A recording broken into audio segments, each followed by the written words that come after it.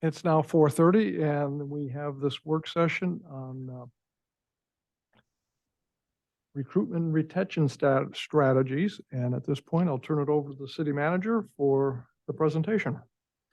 Great. Thank you, Mayor Whitney. I did include just a brief memo in the packet to kind of give the council and yourself a little bit of context. But today we are going to go through a presentation, and I invited two people with expertise in these areas to join me. So first, we're going to be joined by Dan Robinson.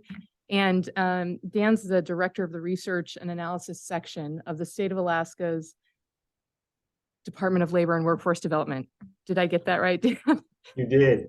Yes. So if you read the economic trends articles and you're seeing statistics about what's happening, him and his team are responsible for that. So Dan's going to start off with presenting some information about our demographics and some changing demographics in the state that impact workforce. And then we're going to transition, and I'll introduce you to Mila Cosgrove at that point. Mila and I are going to step through what we see as several strategies that the city should consider implementing to remain competitive in hiring and retention of employees. So with that, I'm going to kick it over to you, Dan, and take it away. Okay, thanks, Stephanie. I'm going to take not more than 10 minutes and then be happy to answer any questions you have about the slides that I show you or anything else you think we might be able to help with. We produce job numbers, unemployment rates, population numbers, probably most relevant right now. Inflation, a lot of data that we're familiar with. So always happy to help if we can. This first slide is to point out what you probably already know, either anecdotally or maybe you've dug into the data yourselves. This is a measure of job openings, and that's a fairly specific definition. These are positions that companies, employers are actively looking to hire. They would fill the spot within a month if they had the right candidate. And what you see here just really broadly is that both for the US and Alaska, the number has not quite tripled, but and these are in thousands. So Alaska, we had 12,000 job openings in 2012. That number goes clear up to 32,000. You see the number for both the US and Alaska drop a little bit during COVID, the COVID year, and then bounce back really hard. And do notice that trajectory. So we were already on an upward trajectory. The number of job openings was increasing. And the short explanation for that was baby boomers are aging out of their working years. But then coming out of COVID, the trajectory, it got steeper. So something happened during COVID to accelerate something that was already happening, is the main point there. This is just a slide, and this is a little bit dated now. This was more coming out of the recession, but this is some of the stuff you'd seen either nationally or in Alaska media about this strange situation of employers not being able to find workers. It's been around with us for 18 months or so, and not to give anything away, but what I'll tell you is it's unlikely to change for some reasons that I'm going to point to. We did a study very kind of specifically. There was a lot of ideology probably masking as analysis during the COVID era. Everybody was a little testy maybe, but one of the questions, one of the concerns was that unemployment insurance benefits were so generous. You remember there were some supplemental benefits that people were opting not to work. And so partly because of that, we looked really specifically at the people who were working pre-COVID who still hadn't come back as of, I think we were 18 months out, and then what the normal amount of people transitioning out would be, and whether in what groups had what patterns we saw in the groups that were disproportionately leaving and hadn't come back yet. So, and here were the two broad findings. The first one, by far the most relevant, that there were people leaving the labor force and not coming back at disproportional rates who were 60 plus. Not too hard to guess at what's happening there. COVID made it harder to be a school teacher, a nurse, a flight attendant, a whole lot of things. Plus, that age group had pretty good equity in their homes. The stock market had been pretty good. So part of the thinking, part of the belief is that they could afford to retire. And COVID made it more appealing to retire. And that was the biggest finding. The second one is this group of people 30 to 39, slightly disproportionately female. And what we speculated with a fair amount of certainty is that had something to do with the availability of childcare, homeschooling.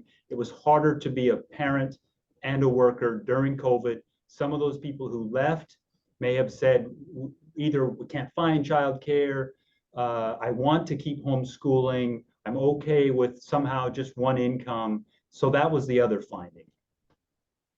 Here broadly, and most of this data is Alaska. I've got one slide specific to Soldotna, but this is the working age population. And I hope this surprises you.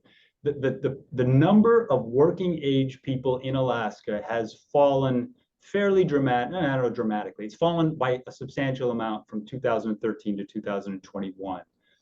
Part of that, again, is the baby boomers. That's not the only thing going on. And this is another slide, this is the natural part of that. We had far more people earlier in the 2000s and even going back into the 90s turning 18 than people turning 65. Look how much higher the green bars are, people turning 18, until you start to get the baby boomers aging out, getting older than 65. And by 2021, they're almost the same. So we're getting almost no population growth from what we call broadly natural increase, which is just births minus deaths. And more specific to the working age, more people aging out, or almost as many aging out as aging in. So that's one aspect. And here's some Soldotna data. This was interesting to me. You're a little bit of an outlier on net migration there, and Kenai Peninsula Borough broadly. You're attracting some people. Matsu's another outlier there, and we'll get to outmigration, negative net migration stats. But as you see here, the percentage of your working age population, and I had to tweak the age a little bit to get the bracket, but you had a very small decline from 2010 to 2022 in your working age population, even as your overall population grew by 350 about. So the share of your total population who was working age fell from 57 to 52. So that's kind of what's happening with aging and people who are here. Add on to that this migration trend. More people have been leaving Alaska than moving to Alaska for 10 years now.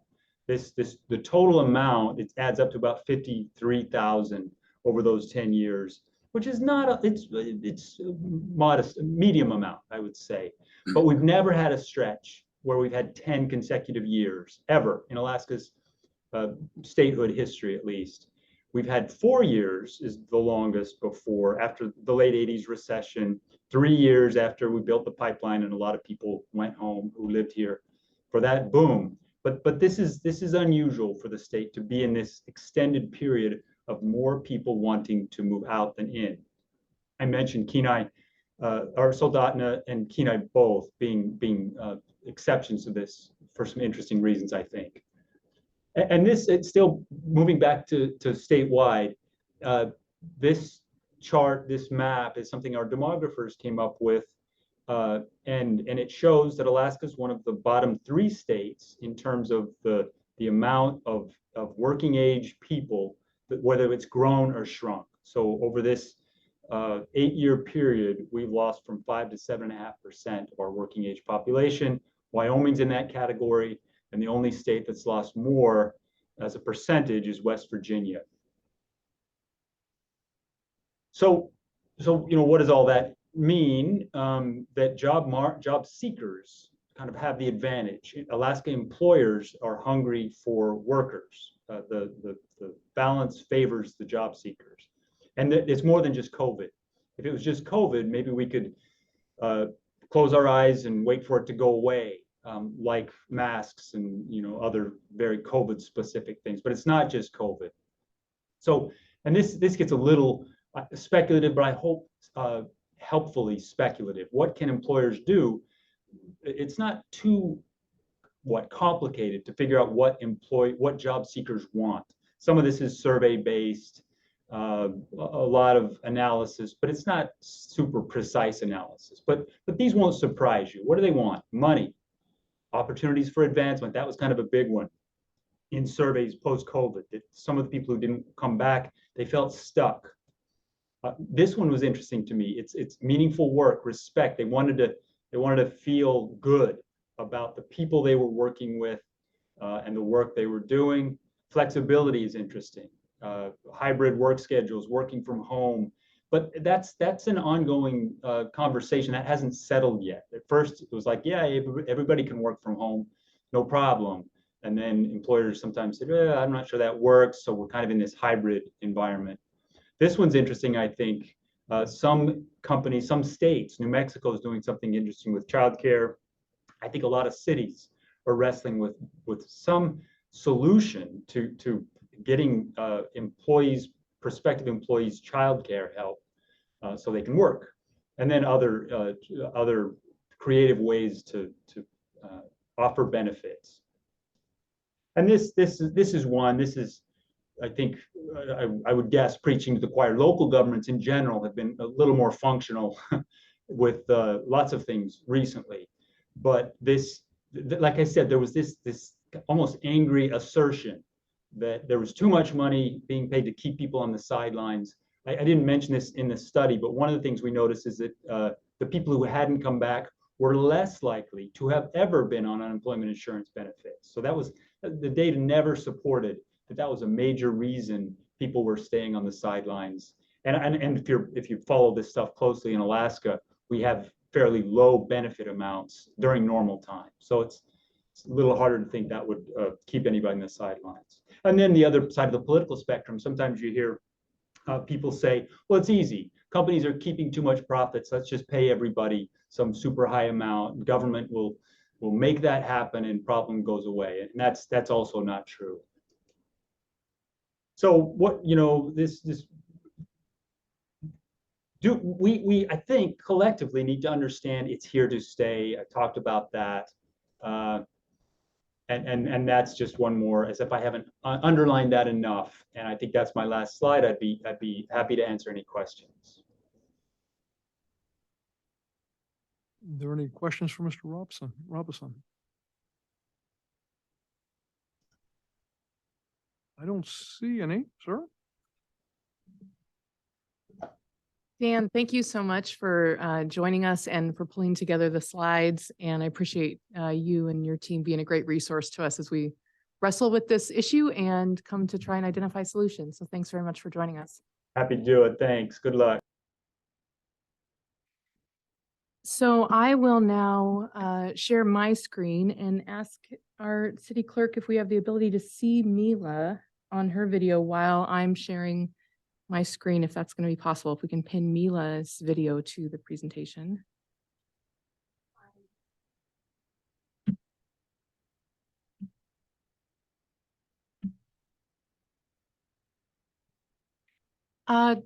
Great. So Mila, I'll just, by way of introduction, let the council know that we engaged her services as a consultant several months ago in trying to understand how the city might prepare ourselves for what we're now experiencing, which anecdotally presented initially as job postings with fewer applicants, or what our hiring managers would perceive as fewer qualified applicants, vacancies that were taking us longer to fill than traditionally had been the case, as well as just a feeling internal to our organization that we were experiencing what Mr. Robinson just presented the data on, just fewer available folks to fill the jobs that we need.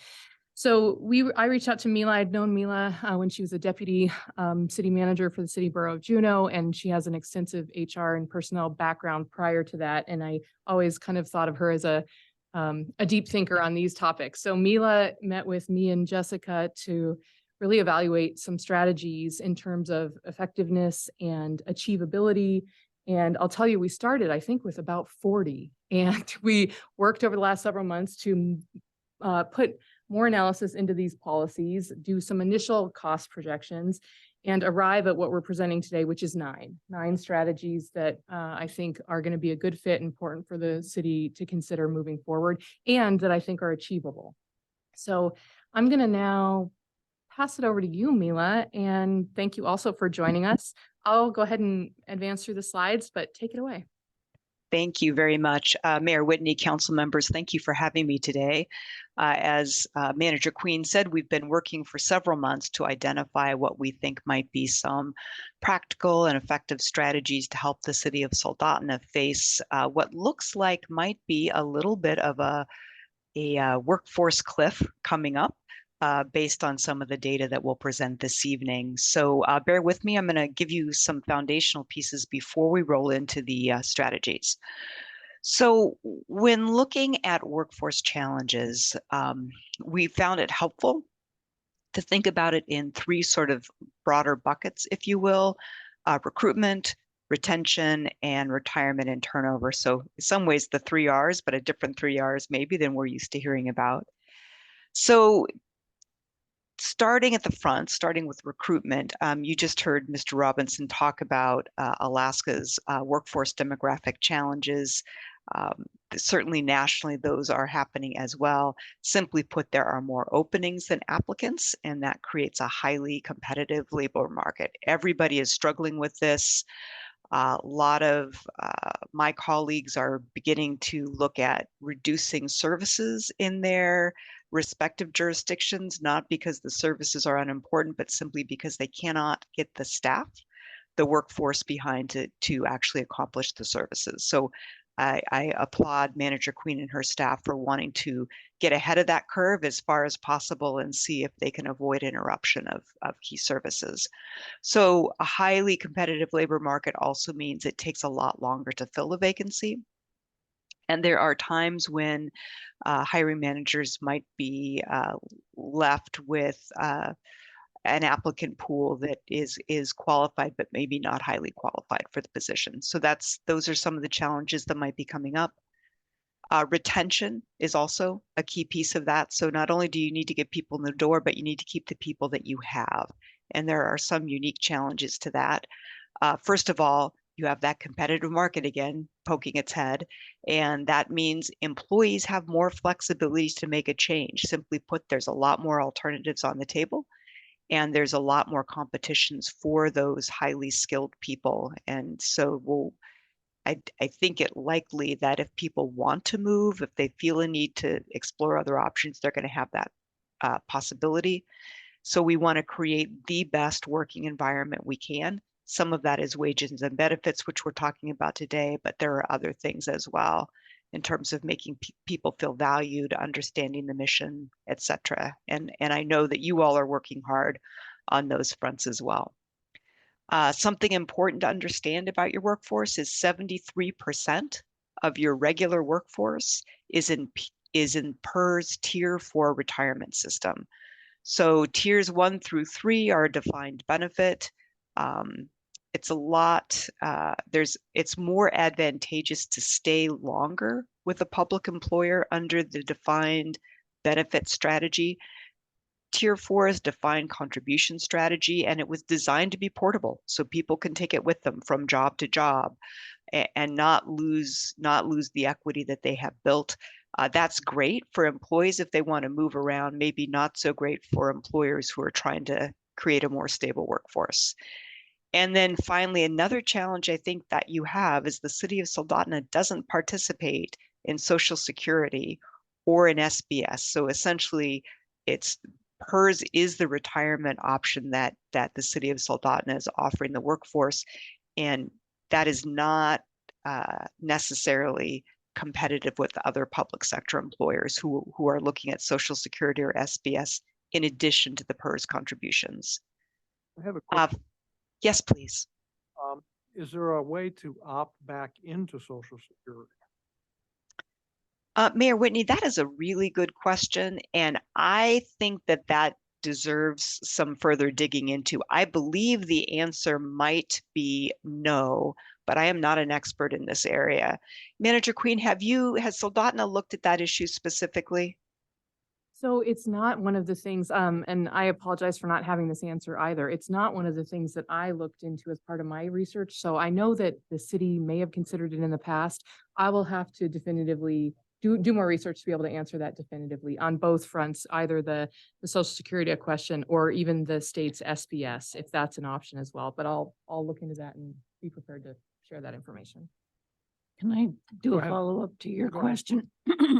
So have we seen by not providing for social security that we've not been able to get the people because they're like, you're not participating in the social security, so I'm not gonna be able to get the years that I need? Has that ever come about?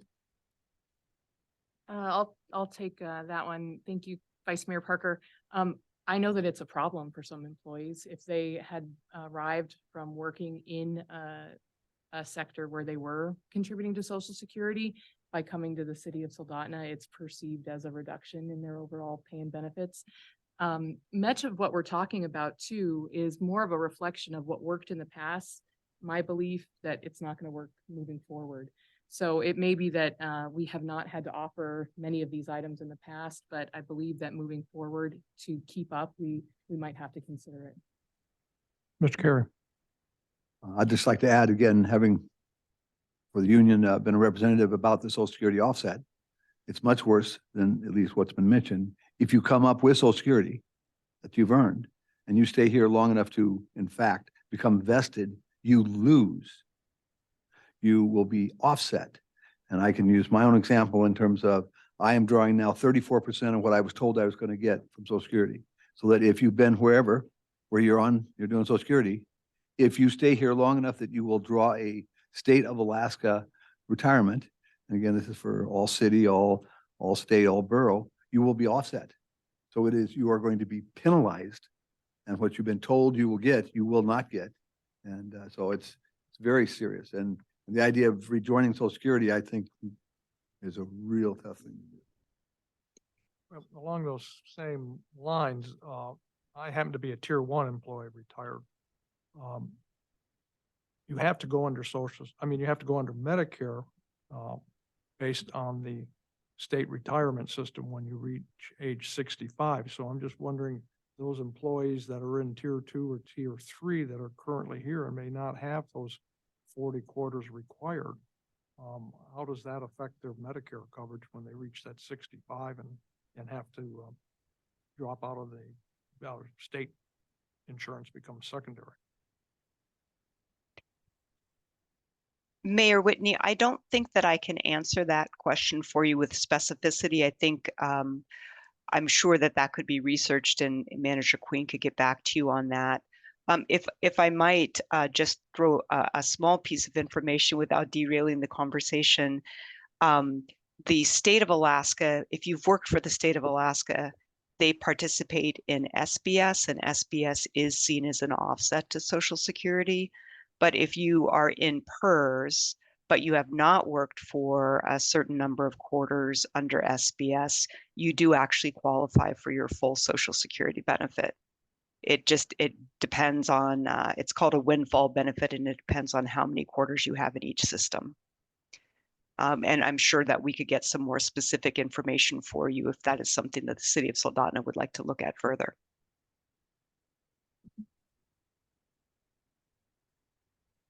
Are there any other questions, or should I continue?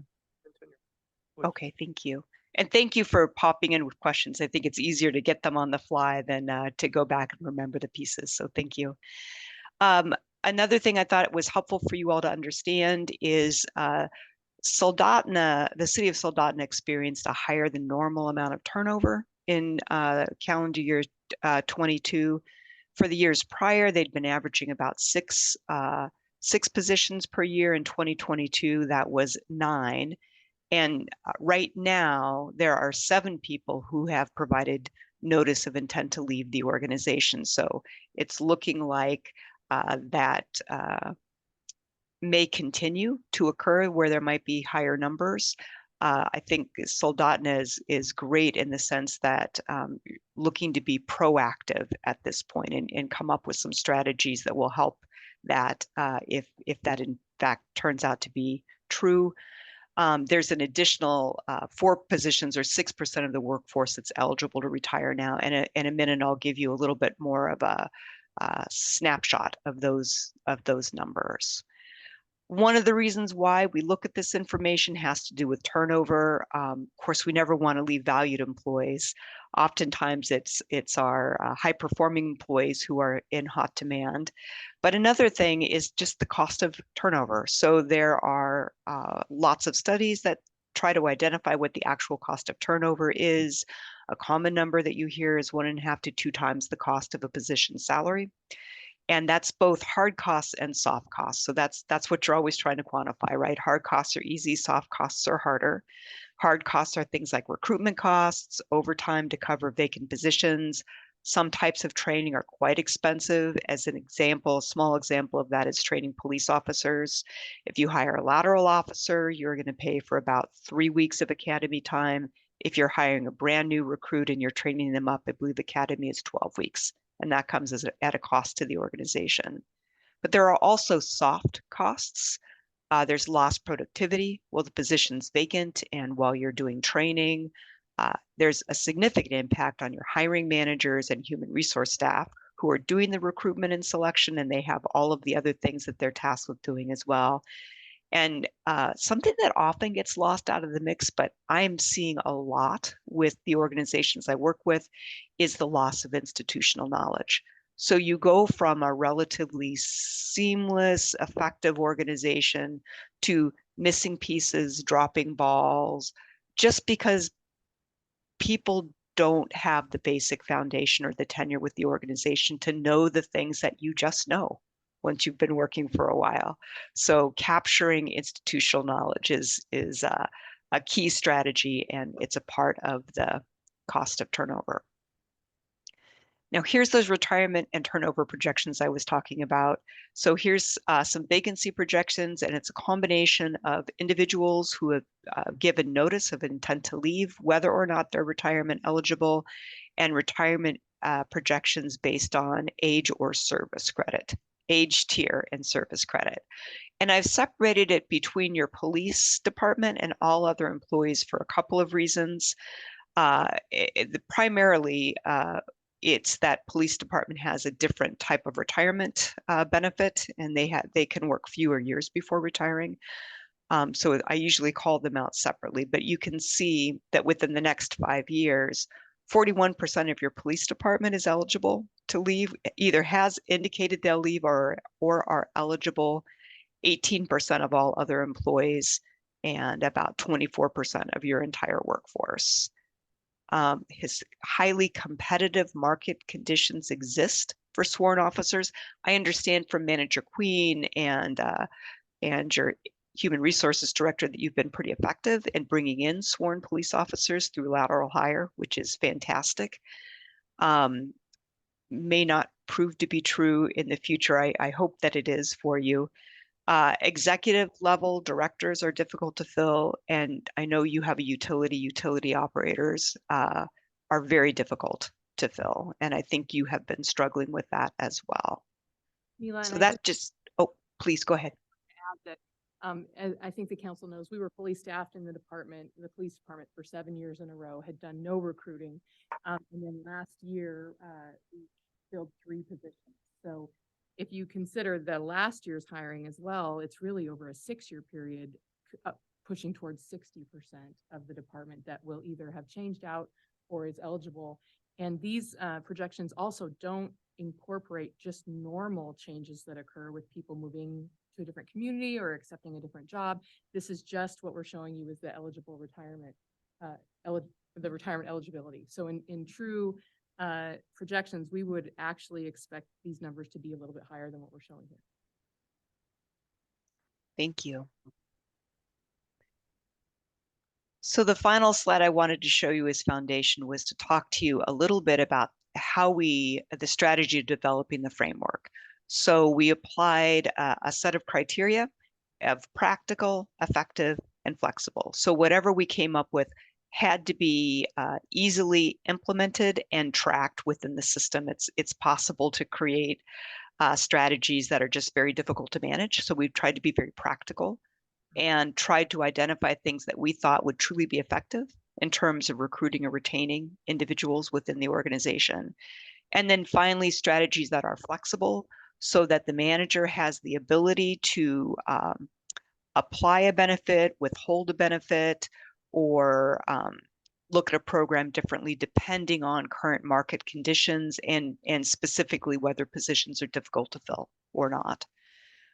Another important criteria is that the city of Soldotna be seen as an employer of choice, so that within the geographic area within the state, people see the city of Soldotna as a great place to work.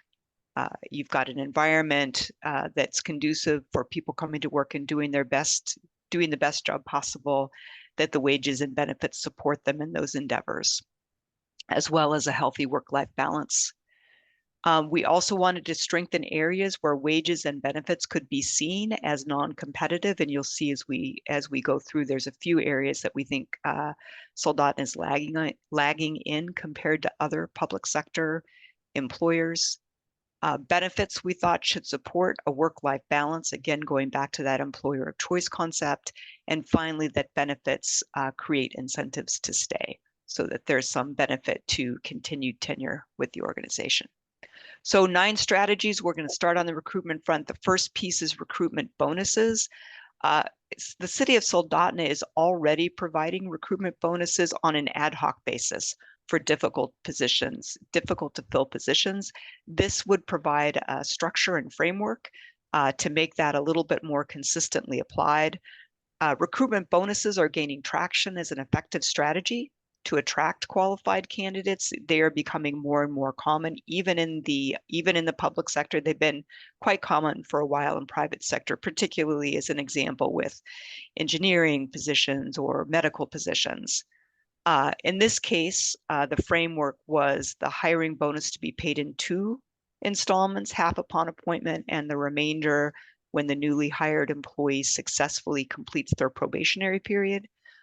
So there's a little bit of the bonus that would be at risk, if you will. From a benefits standpoint, we felt this allowed the city to remain competitive in the marketplace. Again, more and more employers are looking to this as a hiring strategy.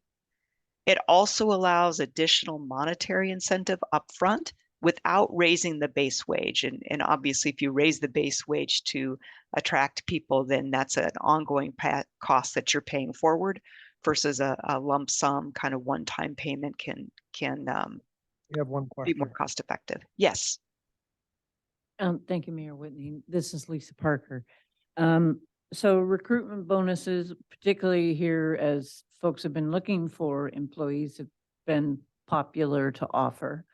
Would this be something that you would say the city should offer to all positions that we're advertising, or would you limit it to middle and upper management? Ms. Parker, that is a great question. Thanks, Manager Queen. I was just going to ask you to do that. Part of the policy development would be defining difficult to fill positions. I wouldn't anticipate that it would be every single position, but I also wouldn't anticipate that it would be just upper level positions as well. And a good example of that would be utility operators, which are, I think, about mid-level in the organization, maybe a little lower depending on where they're coming in. Right now, the city of Soldotna is actually using a recruitment bonus to try to fill those positions because they're difficult. Does that answer your question? Yes, thanks, Mila. Of course. Other policy considerations for recruitment bonuses would be to set a maximum sign-on bonus. That's something that we discussed. And then also repayment provisions. So if the employee voluntarily leaves employment with the city, say within 4 years of hire, they would owe some of that money back, and you would develop a repayment agreement. All of these strategies are also going to have cost projections. So for this, we estimated a cost of $38,500 per year. And we modeled that estimate based on offering 6 bonuses, 4 at 5,000 and 2 at 7,500, plus whatever mandatory taxes needed to be applied. That might be slightly high in terms of the number of positions, but we needed to start somewhere. And of course, actual costs will vary year to year, and that's going to depend on need and bonus amounts. I will tell you that recruitment bonuses are only continuing to increase in value. So I would think that this would be a little bit of a moving picture, but the manager under the strategies that we were thinking about has some flexibility to determine what would be ultimately workable. The next recruitment strategy that we looked at was relocation expense assistance. Again, the city of Soldotna is doing this a little bit on an ad hoc basis. This puts a little bit more formality around it, so to speak. So reimbursement of relocation expenses definitely assists in attracting candidates from out of the area and removes impediments to a job acceptance, a potential job acceptance. Generally, you're negotiating a relocation agreement as part of a final job offer. So you might be looking at relocation in conjunction with a potential hiring bonus, and it might be more in one area and less than another. It just gives you some flexibility in terms of that final package. It allows the city of Soldotna to remain competitive in the market. I think most employers that I see do offer relocation assistance, particularly with higher level positions, but also with difficult to fill positions. I think We have another question. yes. This is Lisa again. So on relocation expenses, assisting with that, it used to be if you paid to relocate somebody to your area and they left, you had to pay to relocate them back to where they came from. Is that still the case? So That is not my current understanding.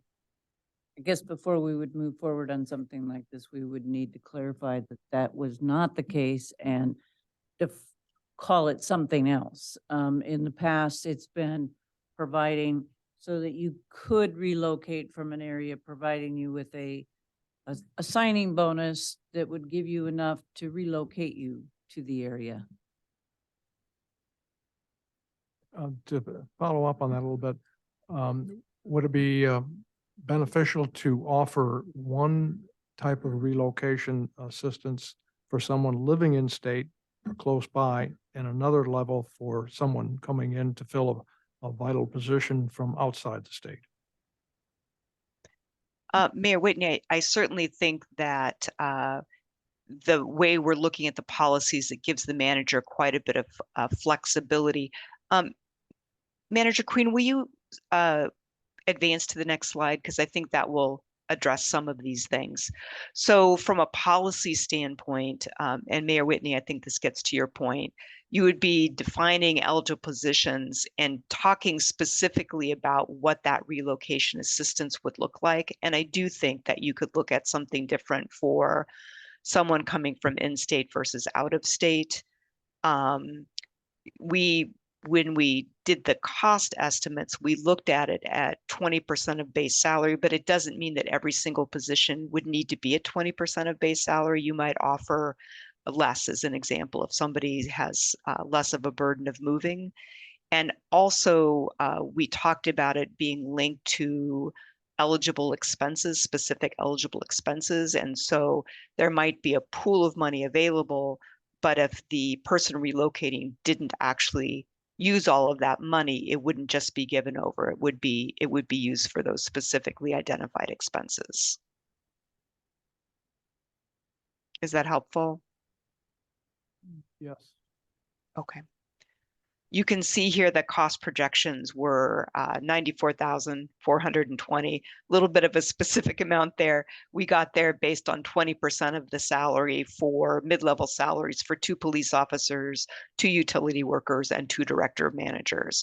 And again, actual costs would vary year to year depending on need and relocation amounts. I'm just going to jump in and interject. Yes. In terms of the process moving forward. So our plan was to present these 9 strategies with enough information to get you starting to think about them. follow up with an action item at the first March meeting where the council can formally consider and give us guidance, the administration guidance on which of these strategies, if any, you want us to move forward on.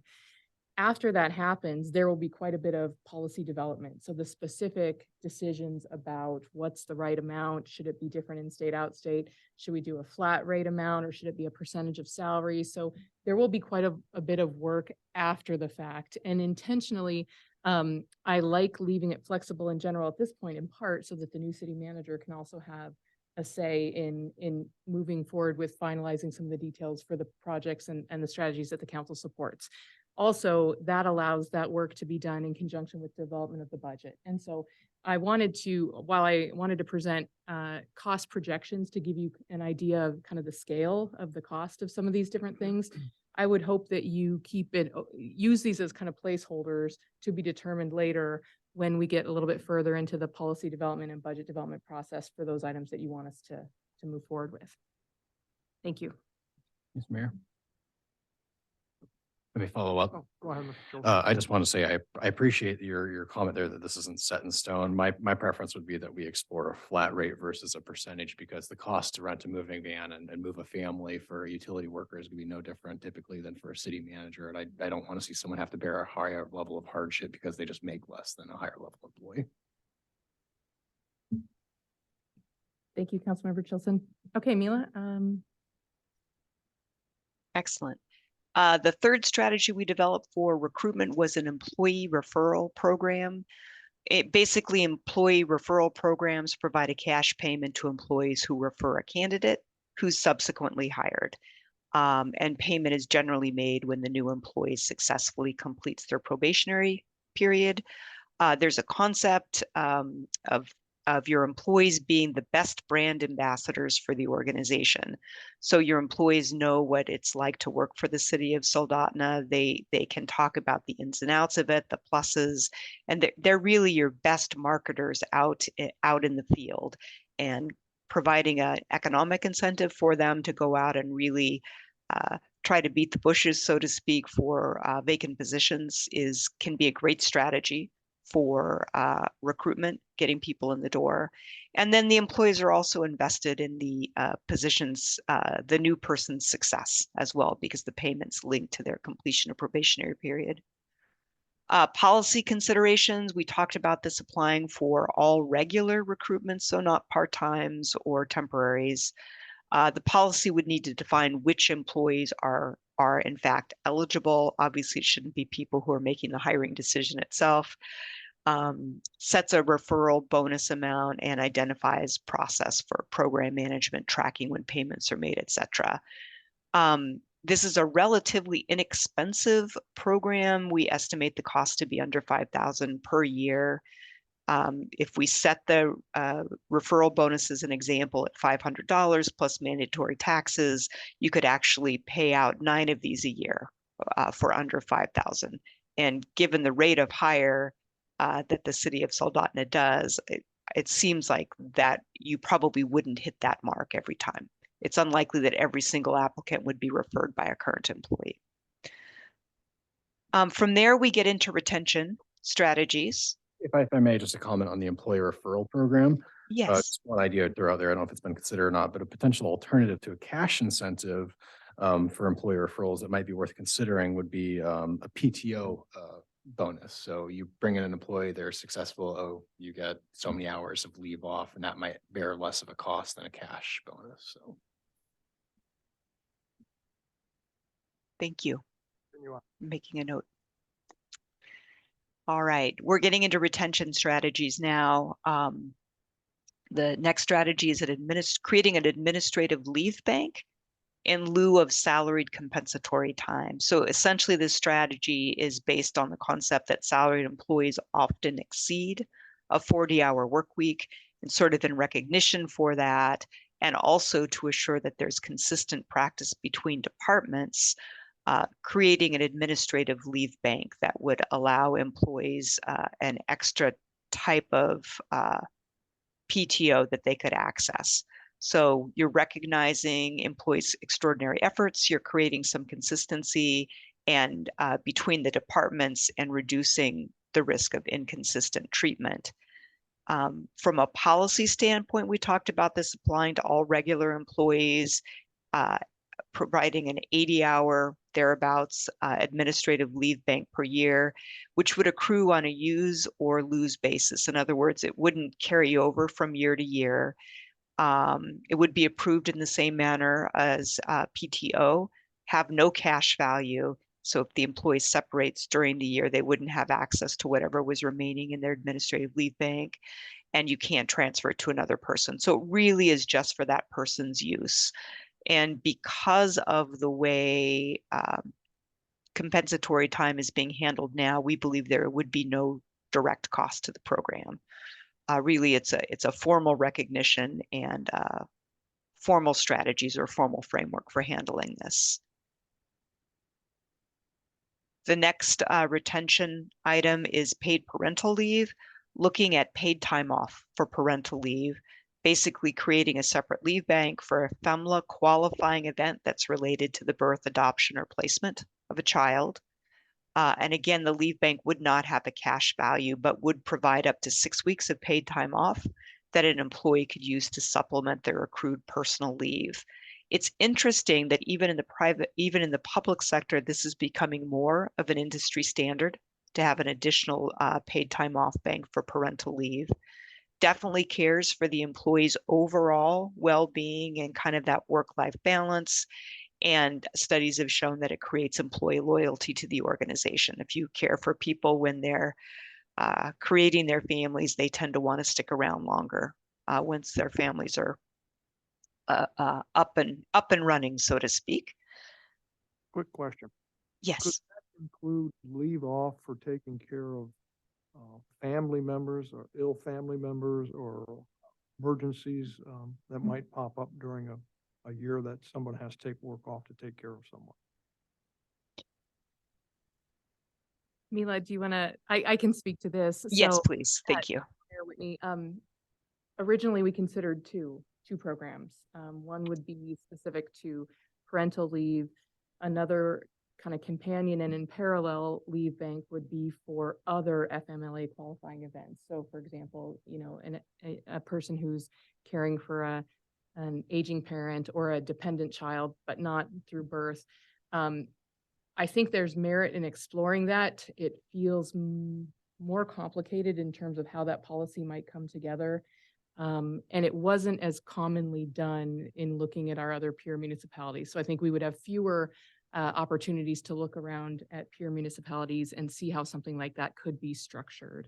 But we did consider that concept and spend a little bit of time talking around it initially in our review. Thank you.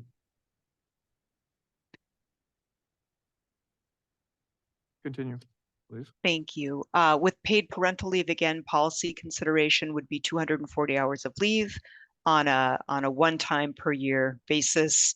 It would specify the time frame for use and the fact that it has no cash value, and that it would run concurrently with FEMLA and AFLA so that it would not create an extra entitlement.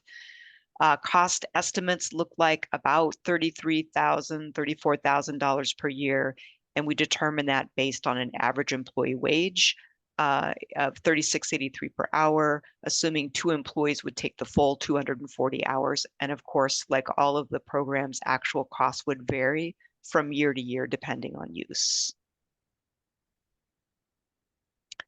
The next retention strategy was to add an additional holiday, and we specifically talked about adding Christmas Eve as a holiday, bringing your total number of holidays from 11 to 12. We did do a little bit of a quick survey of the Alaska Municipal League salary survey to see how many public employers were doing 11 or 12. And actually there's not as many employers offering 11 holidays anymore. Many offer 12 or more, depending on the organization. So it brings the overall holidays in line with other municipal employers. The holiday itself, the day, was picked because it limits the loss of productivity. It's a holiday where people are already either taking part of the day off or maybe they're on leave. It tends to be a lower productivity day in general. And we think it would be viewed positively by employees to have an addition to their holiday bank. In terms of a policy consideration, you don't really need one. You just have to add it into your list of available holidays. We estimated a cost of about $6,000 per year, basically based on covering overtime for employees who would be required to work the holiday. So police officers, utility operator, and possibly street maintenance crews, depending on the weather, depending on how much snow is falling that particular day. But we do recognize and note that there would be a decrease in productive work hours. The next strategies are also related to sort of retention. And the first one is the employer share of health insurance premiums. The city of Soldotna currently covers 90% of an employee's health insurance premium. So employee only is covered at 90%. There are 3 other options an employee can cover: children only, spouse only, or children and spouse. Any of those other selections are covered at 80% of the premium. This proposed cost would say all premiums would be covered at the full 90%. So I know Manager Queen worked with a consulting firm in the health insurance area, and we believe this brings the city of Soldotna employer contributions up to a competitive rate compared to other employers. We think it also supports the foundational concept of family-friendly workplace, and we also think it helps create equity across the organization for those employees who might be making healthcare coverage choices based on the dollar impact to their paychecks. There's no additional policy consideration that needs to be addressed. Moving from 80 to 90%, I believe, based on current enrollment rates and current premium rates, would be a little over $118,000 per year. Actual costs, of course, would vary depending on plan enrollment and premium costs over the years. So this is based on the enrollment for the current 62 regular employees that are on the books. And Manager Queen, I don't know if there's other pieces that you want to share here. Thank you, Mila. I'll just say that for transitioning towards the employer, the city covering more of the premium, I would say this is an area where we're lagging behind our peers. So not for the employee-only plans, but for employees that choose to cover dependents and or full family or spouses. Currently, our employees are paying more than our peers, where I'd like us to be competitively. And it's not because our plan is more expensive. We went through that really thorough assessment with the benchmarking team. Our plan is actually competitive in terms of price and offerings. It's just that we recognize that we as an employer are not taking on as much of the burden of that as some of our peers. So I think this one will be important. And I'll point out the additional cost of $118,000. It's a small percentage of, it's important, it's a big number, but it's a small percentage of what the city budget for health insurance. The impact of going from 80-20 to 90-10 cuts those employees' health insurance premiums in half. So it's a significant reduction in what they're spending. And it I think is something that should be considered really, really critically. Thanks, Mila. Thank you.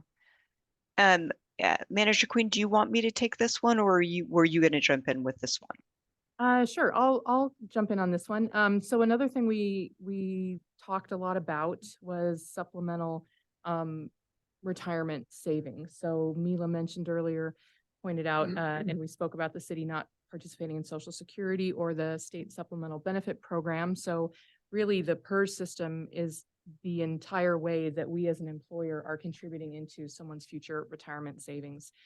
We do have an existing 457 plan. That's a deferred compensation plan, and employees can voluntarily contribute into that, but we are not making an employer match. So one of the things we recognize, especially not just for Tier 4 employees, although I think that's an important piece of this consideration, but really for all employees, we want employees who stay here long-term to be well taken care of and set up. And so rather than doing the research, looking at SBS or Social Security, instead, we really entirely focused on this idea of a matching component into what could be our existing 457 plan or there might be a tax advantageous kind of supplemental plan, like a 401A. And what this does is, I think especially for new hires, it incentivizes someone to start saving themselves. Because if the city is going to match on a dollar for dollar basis, or it's also common, I've seen, to match on a 50 cents on the dollar up to a certain amount, it really encourages that employee, even if it's $50 a month, to open up that plan and start saving themselves. The policy considerations would be determining which positions are eligible and setting up the contribution strategy. So for example, we considered whether it should be tiered, where the longer a person is with us, then that amount of match grows with you, versus, that would favor maybe retention and longevity, versus a scenario where it's just flat across the board. Maybe that helps our newer employees get saving more money right off the bat. So these are some of the policy considerations. The estimated cost, this one is going to be heavily dependent on those final decisions about what's the right cap or what's the right percentage or how do we structure this. But I think a decent program for our organization, we could offer a decent match falling in between this range, $140,000 to $220,000 a year. And I do know, I think this will be also an area where we're somewhat differentiated from some of our peers. I believe the borough participates in Social Security. I know that the city of Kenai makes a small contribution into an existing program, a deferred comp-like program. So I think this also, of the things that we're talking about, is one of the more important strategies we can implement for employee retention. So this could be a percentage of their base salary type setup. Yeah, thank you, Mayor, for the question. It could be set up as a percentage of salary. That's fairly common. It could also be a flat amount. It could be, for example, $2,500 a year. And it's dollar for dollar. I like that voluntary nature of this because employees would have some flexibility to decide for themselves whether they can make those contributions. There might be points in time in their life where they can, and there might be other points in time where they need to pause that and keep those, those funds in their paycheck, but that would give them flexibility. But a percentage of a salary is a really common way that I've seen these set up. Continue on. Thanks. Mila, I'm gonna kick it back to you for sabbatical. Sounds great. Thanks. This is our final strategy this evening, is an employee sabbatical. To some extent, the program or the concept exists already within allowable framework, but this program would formalize the ability and in some cases, maybe even provide an encouragement to upper level employees to take an unpaid sabbatical after they have a minimum number of years of service with the city. It would be unpaid, or they'd use their accrued PTO, but the city would continue contributing at the same rate to the employee's health insurance premium during those periods of approved sabbatical. And one of the great benefits of this is it allows an employee to take a break without leaving the organization. I think oftentimes with upper level positions, you get to the point where you really just need to refresh yourself. And oftentimes the only way to do that is by leaving the organization. This offers employees an alternative way to take a break. It also increases capacity of lower level employees by allowing them an opportunity to temporarily take on higher level duties, a little bit of a stretch assignment, if you will. And I think overall increases employee satisfaction and loyalty. So from a policy consideration, you need to define who is eligible for the program and then set those specific parameters for participation.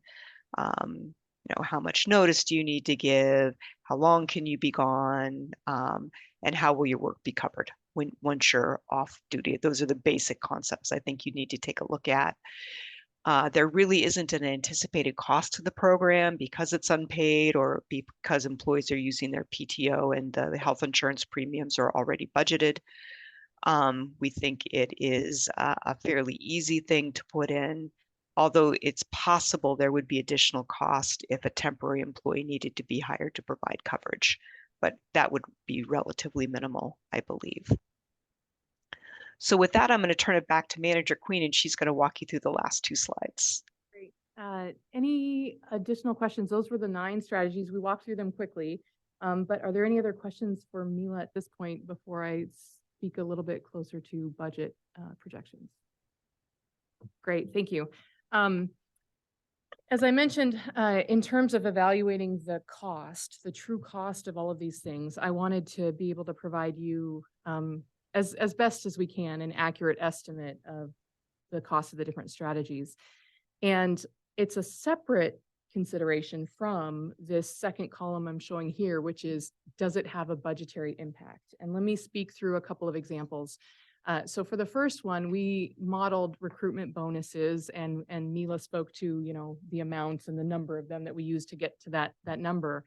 However, if you were to ask me, is this an area where we will need to add money into the budget? At this point in speaking to Melanie, our thinking is no. And that's because, as you might recall, sometimes when we're offering bonuses for difficult to fill positions, it's because we've had a vacancy for quite a while. That was simply true. That was certainly true in the utility department when we were filling those utility operator positions. So it's our assumption at this point that the city would already have sufficient funds budgeted within that personnel department line item to cover the cost of the new program. Relocation assistance, I provide a different answer. So for the city to offer the level of that we've projected for relocation assistance, I would anticipate that yes, it does have a budgetary impact in that we would work, I would work with Melanie, and then our new manager would work with her in presenting the final budget, but I would anticipate that it would include additional funding specifically for relocation assistance if that's one of the programs we move forward with. Any of the paid time off, so that's the paid parental leave, the additional holiday, the sabbatical, those don't impact the budget. And parental leave, I'll just give an example. There's a real cost to that program, but it's a cost that we've already budgeted for because we already budget 12 months of every employee's salary. And if we decide to pay them for those first 4 or 6 weeks that they're on maternity or paternity leave, that's money that we've already been authorized in the budget. So there is a cost to it, but I don't believe there's not a budget impact. We wouldn't be asking for more funds in the upcoming year to cover the cost of that program, as an example. So the maternity leave is for the mom and or the dad, correct? So it's correct. It's paid parental leave. So it'd be for any of the qualifying, spouses, partners. Make sure we're treating everybody equal. And as I mentioned, it's not just specific to birth. It can be adoption, placement, any of those FMLA qualifying events. Yep. I think the two bigger ticket items that I spoke to in retention. So increasing our employer portion of the health insurance. Yes, there will be a budget impact. I think that it's likely that it's a partial impact. So by that, what I mean is Melanie and I took a hard look at the way she budgets our health insurance costs.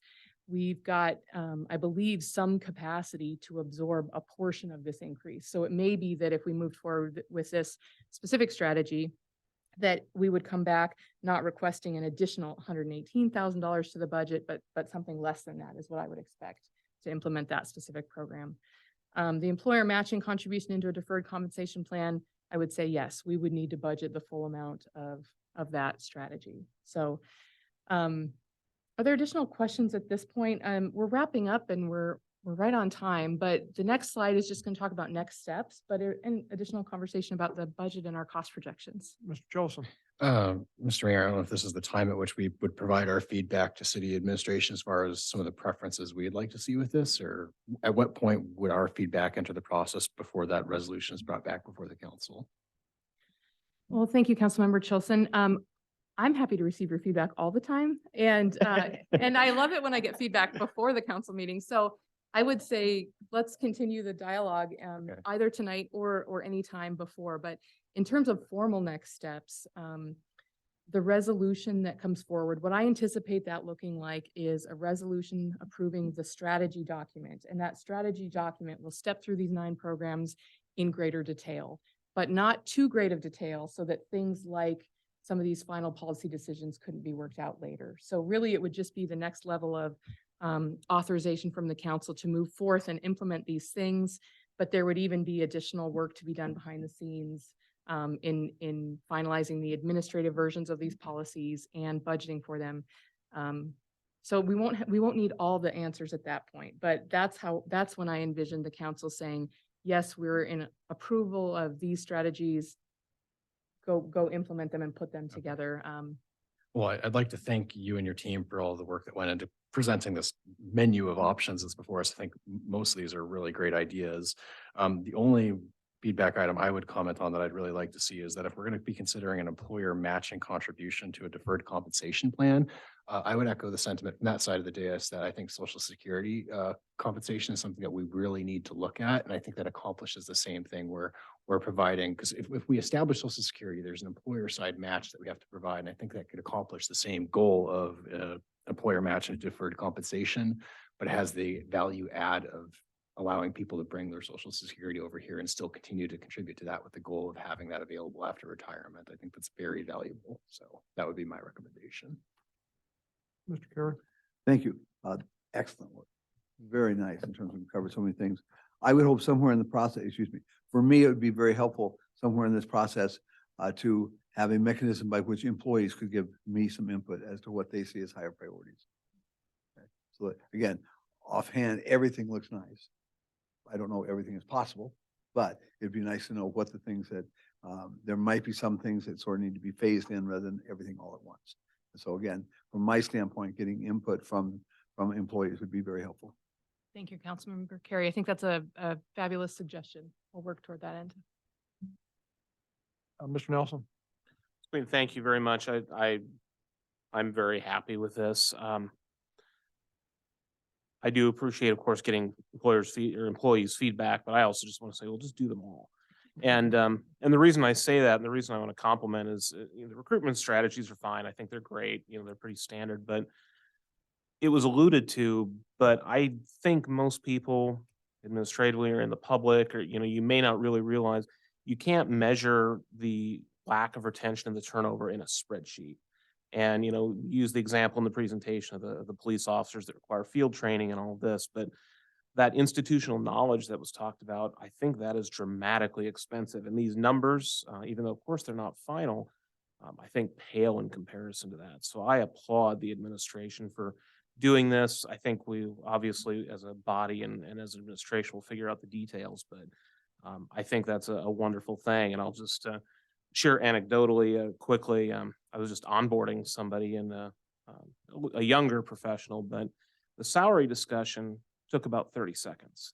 But the quality of life, the work-life balance, the leave, that discussion was much longer. And I see a lot in here, an attempt to make this a supportive place, an employer that supports families, that takes care of the whole person. And kudos to you. And if there's more there, I think that's great to explore, because I think those are the things that really keep high quality employees that are that have that institutional knowledge. So thank you very much.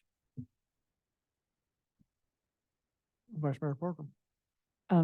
I would say ditto to the comments from Jordan, Dan, and Dave. I appreciate all these recruitment and retention strategies. I think they're valuable, and I believe it was Mila that said, whether you're out in public or you have a catastrophe and something bad happens, people go to the city employees and say, well, what do you think about that city? Is it a good place to work? And making sure we take care of our employees is the most important thing, because they are our front line. And that's the image that people see out there first. So I'm for looking at this and beefing up strategies for not only the existing, but future employees. My thoughts are, I think it's a great starting point. There's some good talking points in here and discussions to have. I'm going to make a suggestion, because I plan on doing this and sitting down and going through this again, piece by piece, and probably writing a little memo to the city manager with some ideas to either improve it or make some changes if need be. But I think maybe that's something all of us should do. It's great to hear all these ideas, but in a 45-minute discussion, that's probably not enough time. I think we need to sit down and take a look at it on our own a little bit more.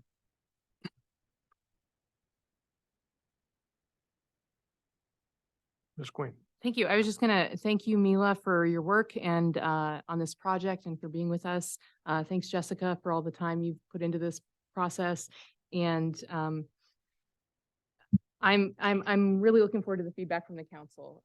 As I emailed you about, I presented earlier today the Senate Labor and Commerce Committee alongside with two other municipal folks, and we're all talking about the same thing. So it's incredibly timely. And I appreciate your openness to change and doing things a little bit differently. And we look forward to receiving that feedback in preparation for the March meeting. Thank you. There's nothing else. We'll adjourn this work session and come back at 6 o'clock for the regular council meeting.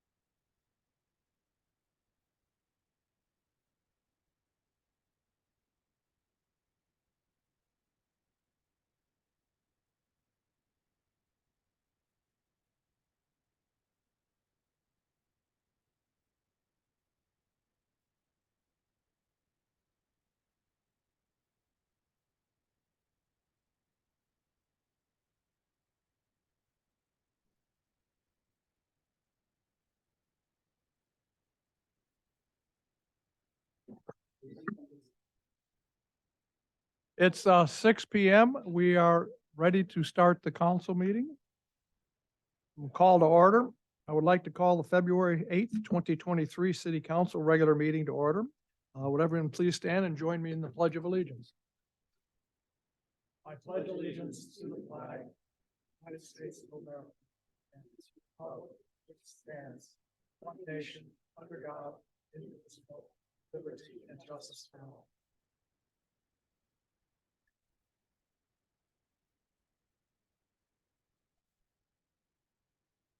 Will the clerk please call the roll? Wackler, Present. Nelson, Present. Carey, Chilson, Present. Parker, Present. Hutchings, here. You have a quorum. Thank you. Next item on the agenda is the approval of the agenda and consent agenda. May I have a motion to approve the agenda and consent agenda? I'll make a motion to approve the agenda and consent agenda. Thank you, Ms. Hutchings. May I have a second? Thank you, Vice Mayor Parker. Are there any changes to the agenda or consent agenda? Vice Mayor Parker. Thank you, Mayor Whitney. I would add, request to be added as a co-sponsor to ordinance 2023-006. Any objections? The next motion, Vice Mayor Parker. Thank you.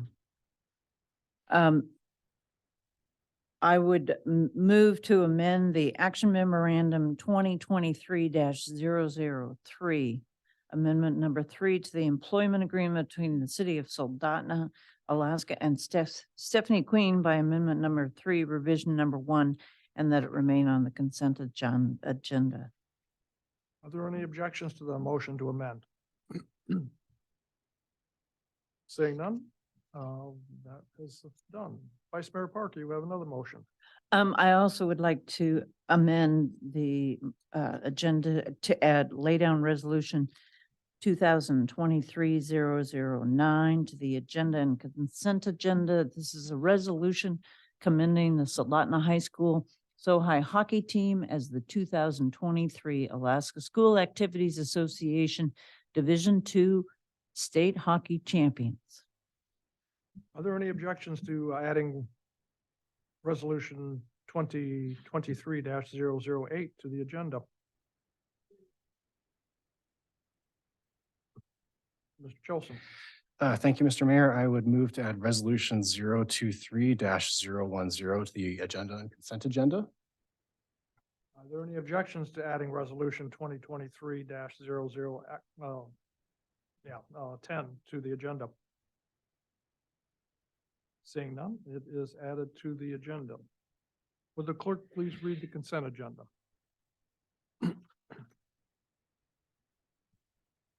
January 2023 special council meeting minutes, January 25, 2023, regular council meeting minutes, January 30, 2023 special council meeting minutes. Ordinance 2023-005, amending chapter 12.28 of the Soldotna City Code to specify standards for issuance of park use permits and conduct in city parks, sponsored by the city manager, public hearing on March 8th. Ordinance 2023-006, amending titles 1 and 9 of the Soldotna Municipal Code to adopt a new section 9.20.090, a miscellaneous minor offense for lewdness or lascivious behavior and associated minor offenses fine, sponsored by Mayor Ann Parker. Public hearing on March 8th, 2023. Resolution 2023-007, authorizing the city manager to enter into contract negotiations with Agnew Beck for professional consulting services for the development of an arts and culture master plan, sponsored by the city manager. Ordinance 2023-008, supporting the seasonal salmon sculpture project to be located in Soldotna Creek Park and authorizing the city council to submit a letter of support to support fundraising efforts by the project sponsors, sponsored by council members Chilson, Parker, Carey, and Hutchings. Lay down resolution 2023-009, commending the Soldotna High School hockey team as the 2023 Alaska Schools Activity Association Division II hockey champions, sponsored by Councilmember Parker. Resolution 2023-010.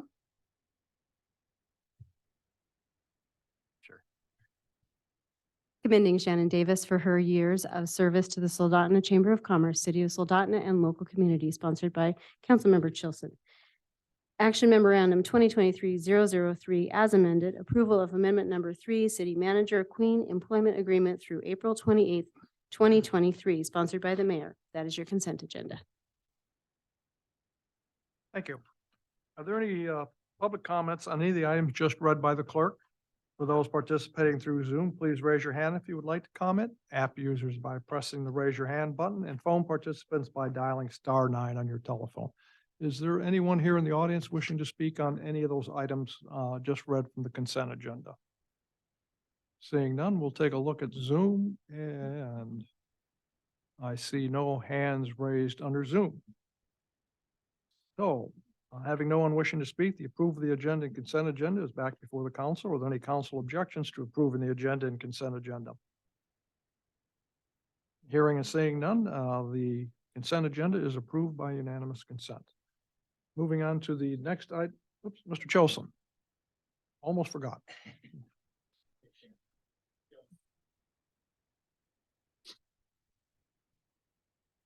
So we have before us tonight, resolution 2023-010. Resolution commanding Shannon Davis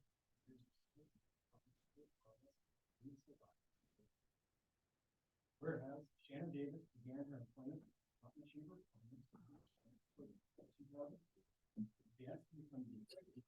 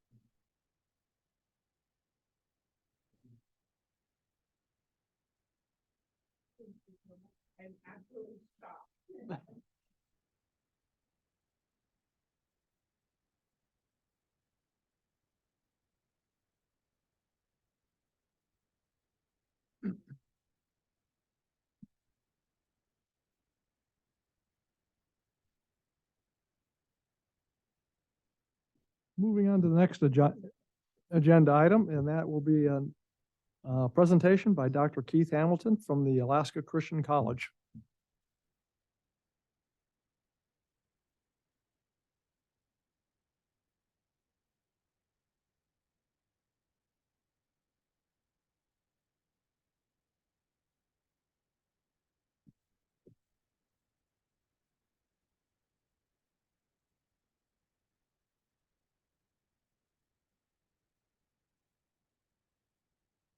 It's good to be back here. Maybe I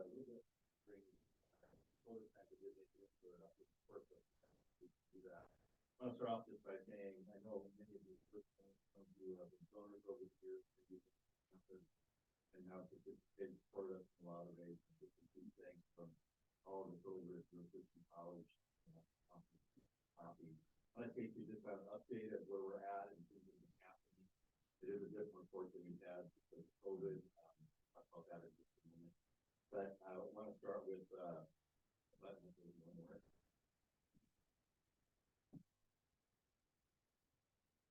That's one of the next slide. Right here.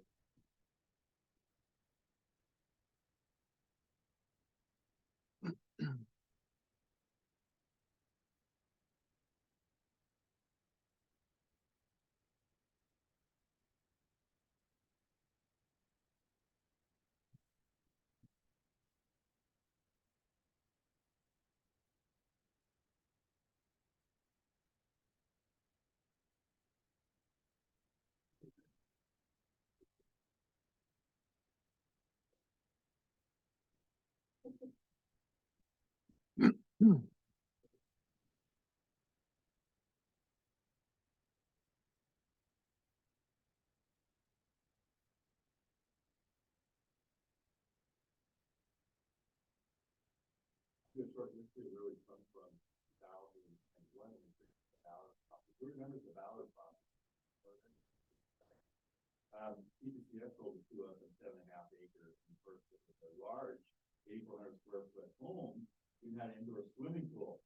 That was pretty popular, I guess, in the area back in the day. We opened up our doors just 5 days after 9/11. Pretty difficult time to open the doors to start a college. And then we had 22 students that first year from 4 different states, 7 different ethnic groups. 80% of those students were Alaska background. There were 16 of us that were kind of the self-supporting faculty operating to be up there. So 1 year, non-accredited Bible College for Alaska Native young since then. But we went from 10 acres now to 29.5 acres with 20 buildings, built mainly by volunteer labor each summer. And great news is as of last May 30, when our entire campus is debt-free. We don't owe anybody anything, and that's a real cool thing to celebrate this year. We added in this time, we have 236-bed dormitories, 3 cabins, 4 apartment buildings now, new counseling centers, like what was there, our conference center, small chapel, 6 classroom buildings now, a shop or 2, an 8-car garage, and of course, a yurt. We have to have a yurt here in Alaska. We have a state-of-the-art classroom buildings, our science laboratory there, our computer lab is in there, 4 more classrooms, double the size of the capital campaign we just finished a year ago. The conference center, many of you have been dining in our dining hall, I'm sure in there. Now we have 72-bed dorms, both sides, 2,000. And we can house now 153 total beds at Alaska College. My favorite picture, this is old actually, but it shows the dots where all of our students have come from. You can see we are spread across mainly western Alaska, few down the southeast, but these are our Indian people, Eskimo students come from, and a few out the Basque in there. Today we have 63 full-time, part-time volunteer and self-supported staff faculty. Our budget has grown from $500,000 that first couple of years to $3.3 million for our operational budget. We also began the Eagle Counseling Center. I put that a few moments, 2003, to address the needs of our students that were attending ACC and later doing the community.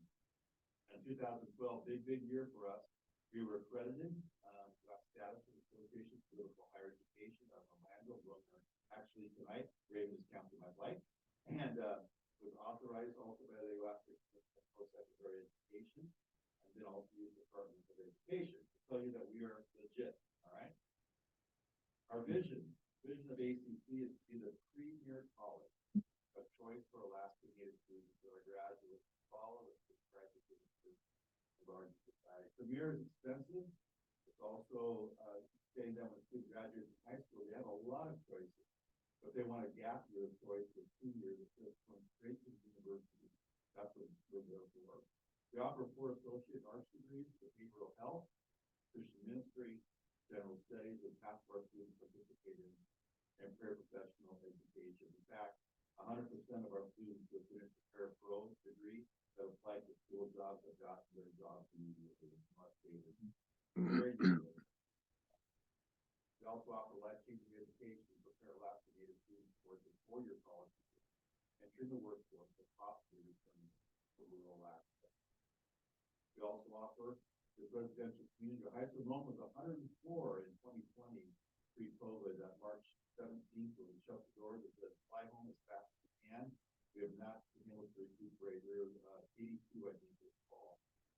We also offer a personalized approach to education with intensive and tested academic support available for academically underprepared students. Our students in rural Alaska, some about 90% of them will take remedial courses at our school before they're able to take the college degree courses. We are not a 4-year college, but a degree ready. It's not an online college, although we were during COVID. Didn't go over well when you don't have anybody at work to internet. We're not a place where anyone can teach. A class is taught by masters and doctoral degrees and stuff. We're not a college just only for Alaska Native. 90% of our students come from rural Alaska. We invite all who wish to come in community college students, and they're not in full at the end of Royal Place off of East Poppy and Casey. This was at our conference center, briefly. You see the main building there with House of the Dead and the Penny Hall and the cabinet apartment. But our desire is that to rent out our facility to the community. We do offer in September the options and conference and housing accommodation. We have all the cabins I mentioned, dormitory apartments that are very, very nicely decorated where people want to come in, spend a little more money. There. Our conference center seating is about 150, 200 seating. And I tell people if there's ever a time that a conference wanted to come to the Central Connect Peninsula and have a couple of hundred people, including community college and us, we have over 150 beds available. We have a dining facility that's available. And once our gym is done, we would also have a very large place for conferences. So I hope that's a future for us to look at together to raise that in our community and stand in the lead and push to do that for us. And the New York County Facility, a little bit more about New Hope. It offers free professional services to all of our students, then reduced rates for our alumni. So we opened in 2006 to the community client. Look at this. Last year, they provided nearly 3,000 client hours. About 20% of that were students, 80% were from our community. We offer a visa service professional license option and an optional base environment. A veteran, current, employee assistance program, the lobbyists from the bureau come over there. They're a separate 501c3. They're not a last Christian college, but the executive director is the sweetheart I'm married to. Part of our community, we want to let you know the last Christian college has a good neighborhood. That is that our doors are open to the community. No gates, there's no walls. You come onto our campus, go up to the drive-thru, stop in, say hi, get a cup of coffee. Cross Christian College also wishes to serve you by offering our facilities, our staff, and our students to assist in bringing better life to all who live here. You know, we've got our facilities, our staff serving our community. A lot of our coaches, they work on skateboards. They're involved in a lot of local activities. I want my staff to be out in the community and all they can to participate. And our students, they're all required to do 10 hours per semester of community service. Some of them do much more of that. Some of them don't complete it, can't graduate. So it's completed. But you will see our students, if our van is parked at the food bank, there's a reason why. We're not collecting food, we're serving. If you see us in the park cleaning up, you decide to go down again, the students in the park can do that. See our van parked out in front of a bunch of neighborhood homes where students are shoveling snow for elders. So we are in the community one of these. Wrapping up here, here's our entire campus now with the 20 buildings. Finished the campaign in 2020 to help build this gymnasium. Circle there is a picture of what it will look like someday. You see the entrance is off of Poppy Ridge.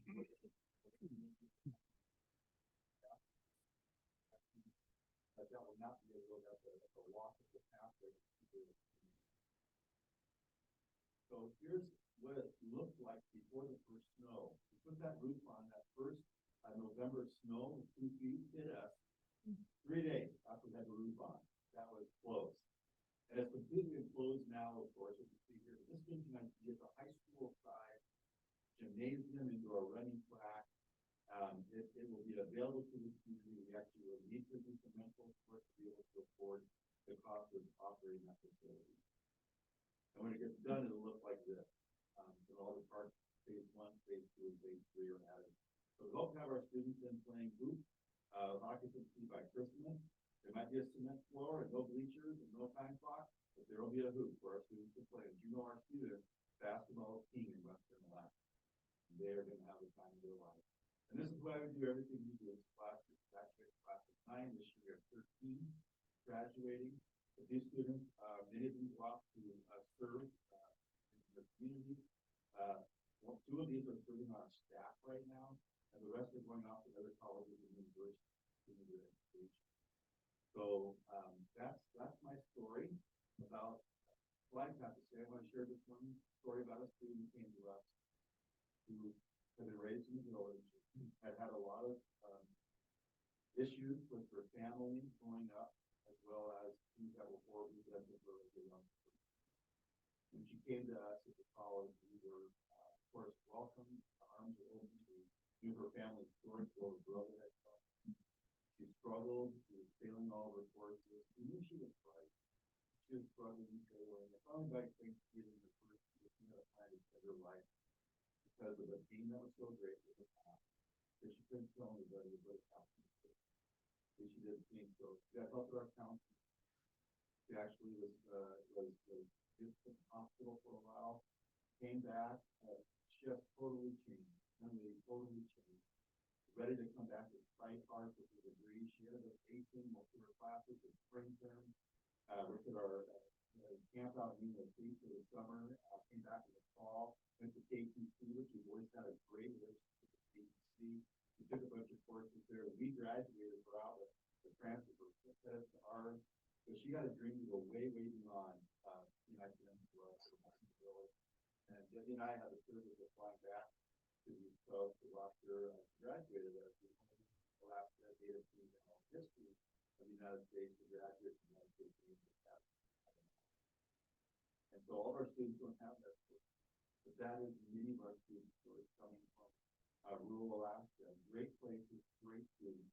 They're looking for a place for hope, for help, for education, and the bond that's what we're all about. So with that, I'll take questions as my update is updated. Any questions for Dr. Hamilton? Mr. Carey? The college and you are such a success story for our community. I want to just start off by just saying thank you very much. Did you lose any students to COVID? We did not lose anybody for a time. Okay, excellent. As I know, because you're very aware of things, workforce development is a major thing in terms of this community. And again, as we're looking forward to a lot of different projects going on, when I hear about, again, rooms and different things that are at the college, have you had any discussion? Are you open to the idea that there might be some collaboration in terms of workers being involved with staying at the college or those types of things? Yeah, I mean, obviously, every student that we want, we want to sell. And I give them tools to they stay with us, we work with the team. I have to tell you, a number of our students have stayed here to feel safe. And they have built their families. Children are working here. Still ask a native young person, probably anywhere around town, but probably one of ours that have come and gone. I'll tell you that is a huge desire for us. And I mentioned the safety issue real quick. I want to say people down at the department and others because our students don't know all the rules of not being in the village and walking down the middle of the street or doing something they shouldn't be doing. Force here, taking the time to call us and say we'd like to help you get the students to the right place. And I just want to say thank you for. I know you guys are over there, you're the super, and our students they can walk. They can't do it for me.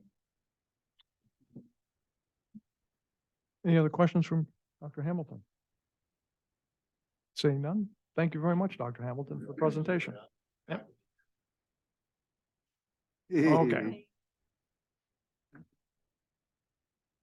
Next up, with presentations of prior notice is the Visitor Center Quarterly Report by Shannon Davis, the Executive Director.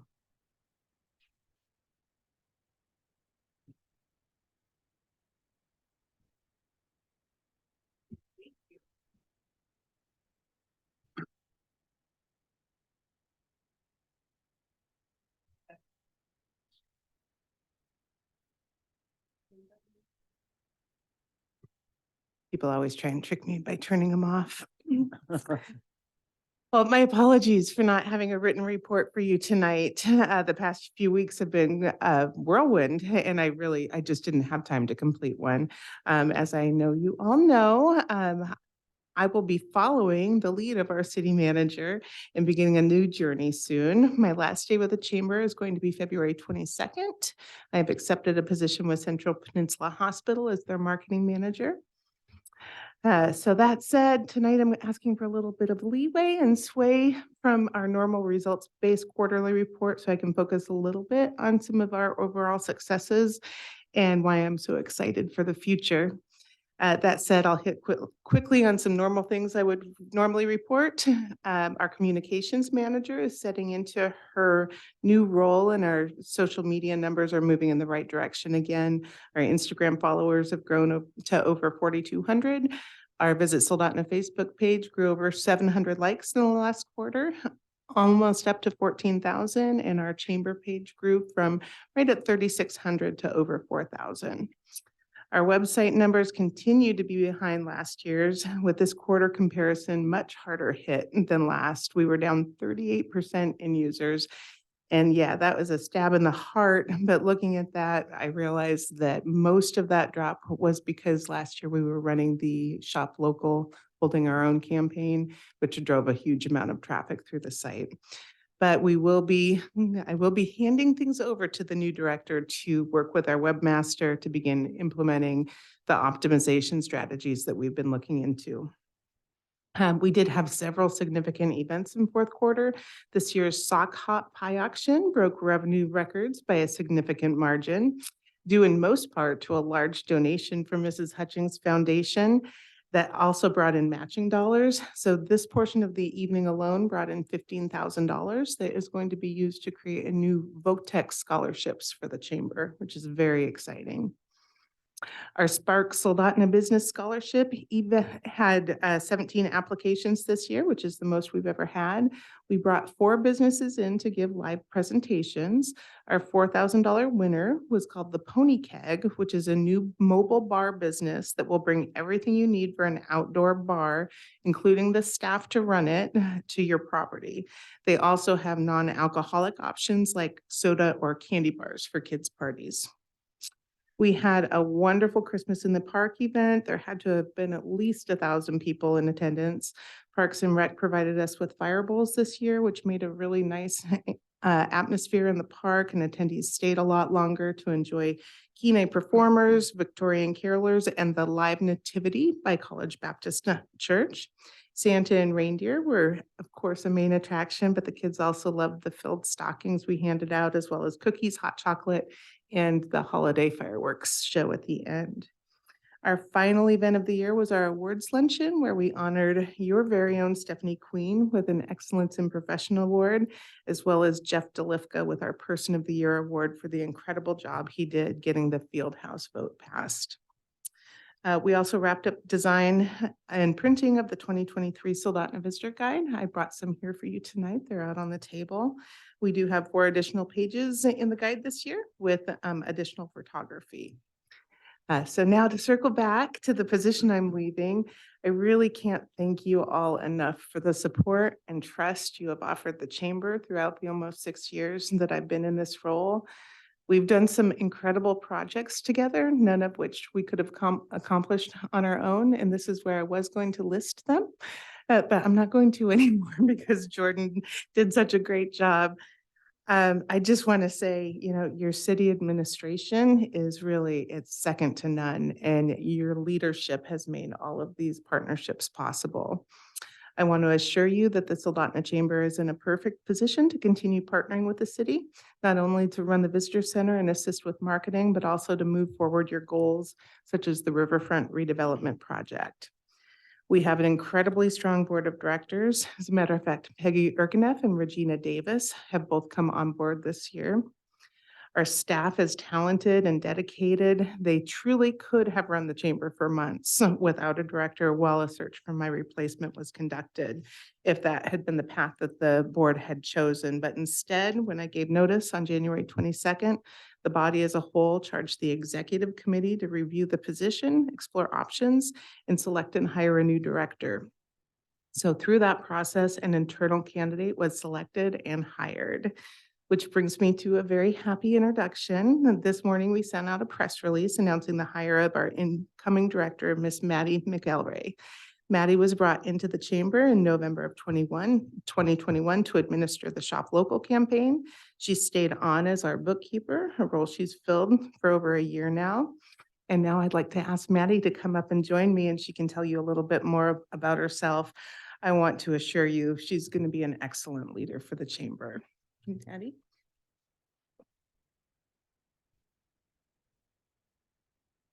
All right, I'm very excited to be here.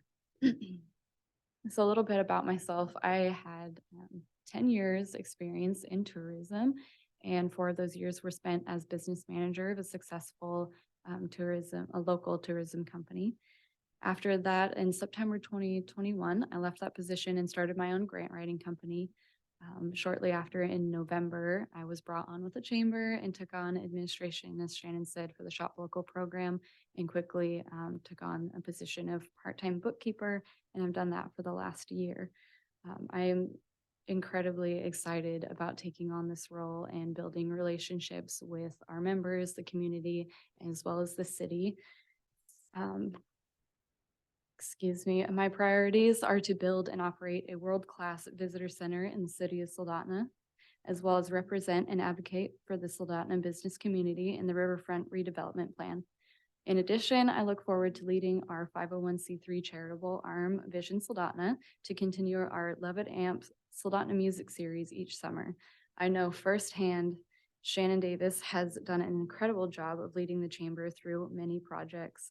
And as new executive director, I will dedicate myself to see her visions through, bring my own thoughts and ideas, and support collaboration with our team, board, community, and city of Soldotna. Thank you. Thank you all so much for everything. Thank you, Jordan, for your representation on our board. You've done an amazing job, and we're happy to answer any questions. Any questions or comments from the council?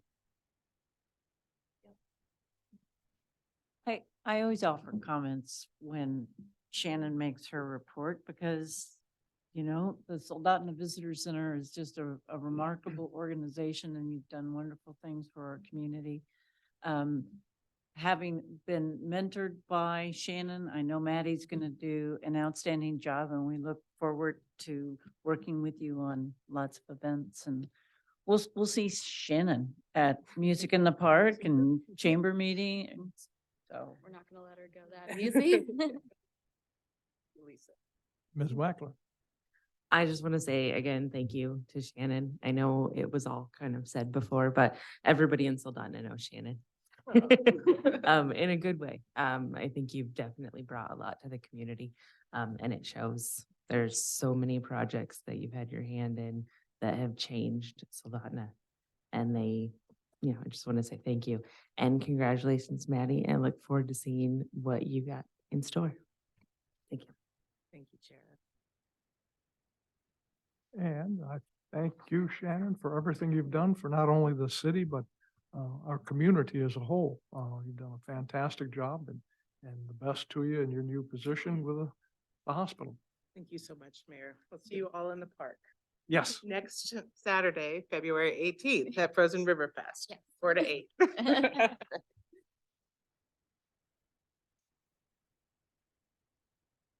All right, moving on to the next item on the agenda is public comments and presentations. Are there any members from the public who would like to speak on any item not appearing on the agenda? For those participating through Zoom, please raise your hand if you would like to comment. App users by pressing the raise your hand button, and phone participants by dialing *9 on your telephone. Anyone here in the audience wishing to speak on any item not on the agenda? Seeing none, we'll go to Zoom, and I see no hands raised. Moving on to the next item on the agenda is Assembly and Legislative Report. Are there any representatives from the borough or the state in attendance who would like to speak? For those participating through Zoom, please raise your hand if you would like to comment. App users by pressing the raise your hand button, on the phone participants by dialing *9 on your phone. Mr. Cox.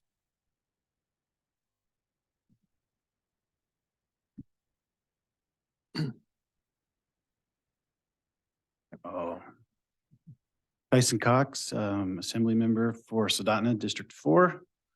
And first off, I would also like to thank Shannon for her service. I've enjoyed going to the park every year. It's been a big part of our life as in our family, and so it's been pretty cool to have that available.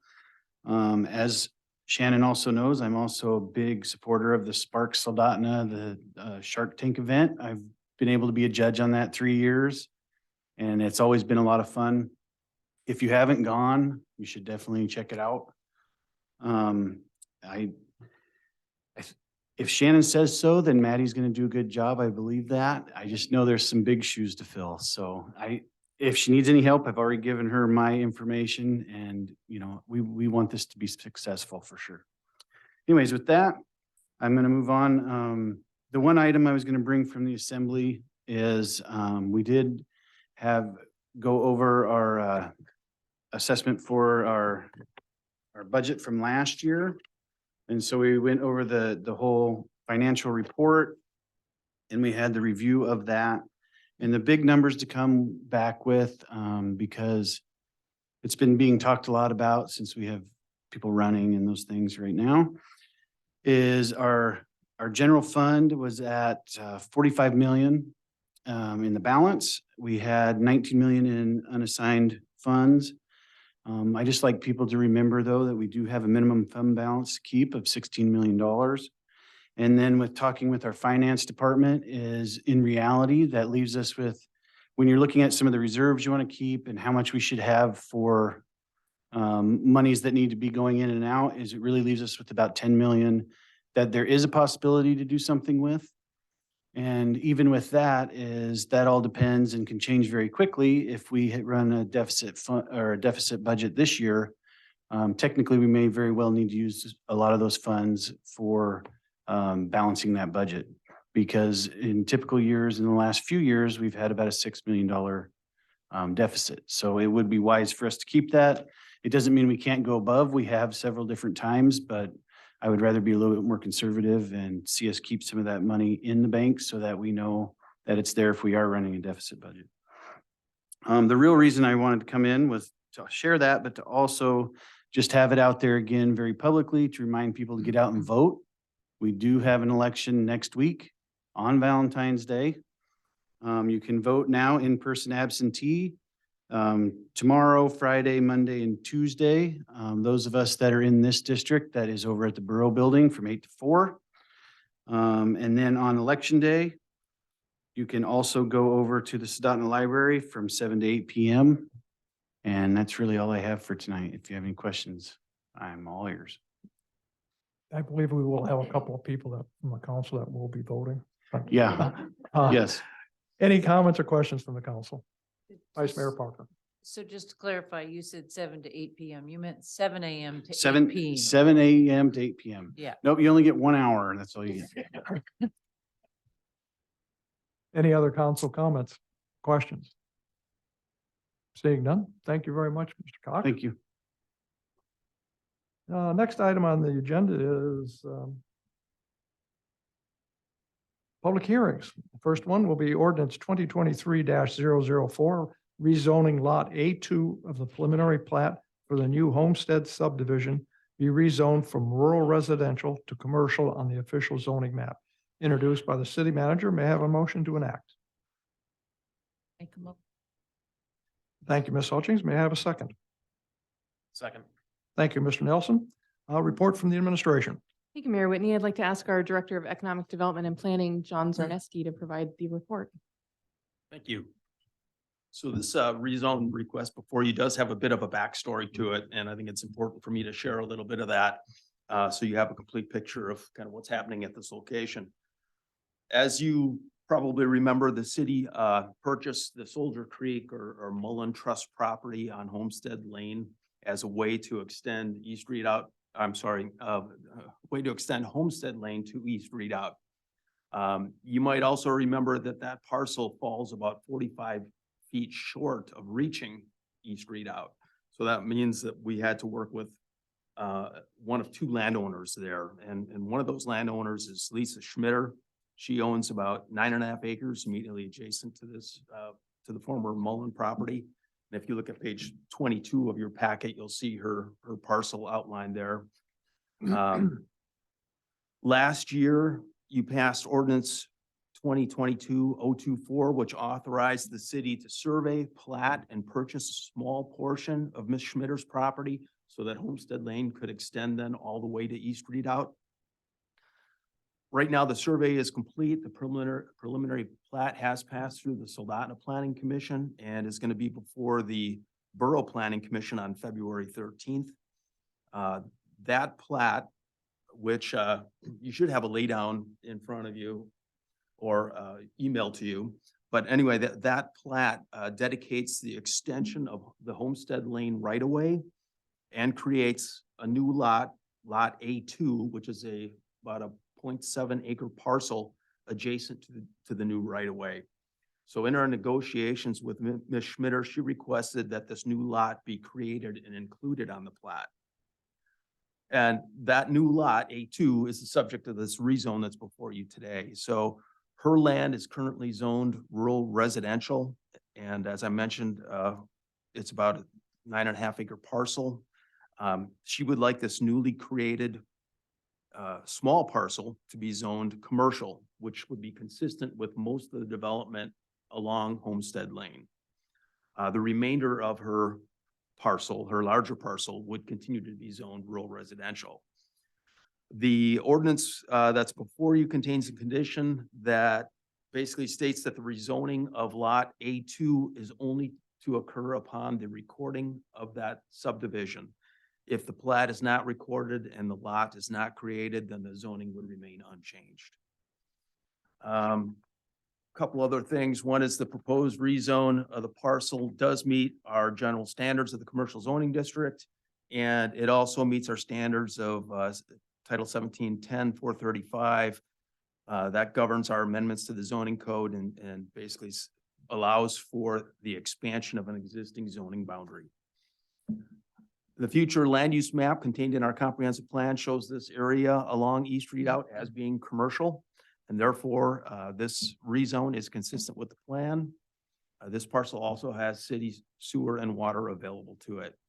On January 4th, the Soldotna Planning Commission held a public hearing and found that the rezone request met Soldotna Municipal Code requirements and that the rezone is in harmony with the plan and without objection recommended approval. And that is the end of the staff report.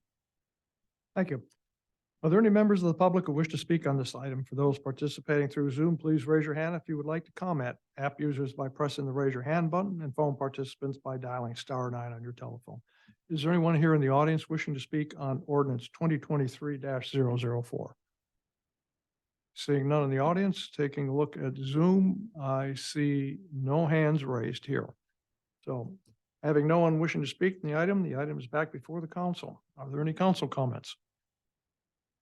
Mr. Chilson. Thank you, Mr. Mayor. So looking at the plat here in front of us, it's kind of hard to visualize the proximity of Soldotna Creek to that plot. Do you have any concerns as far as commercial construction activity within proximity of that creek? Is that something that's been considered?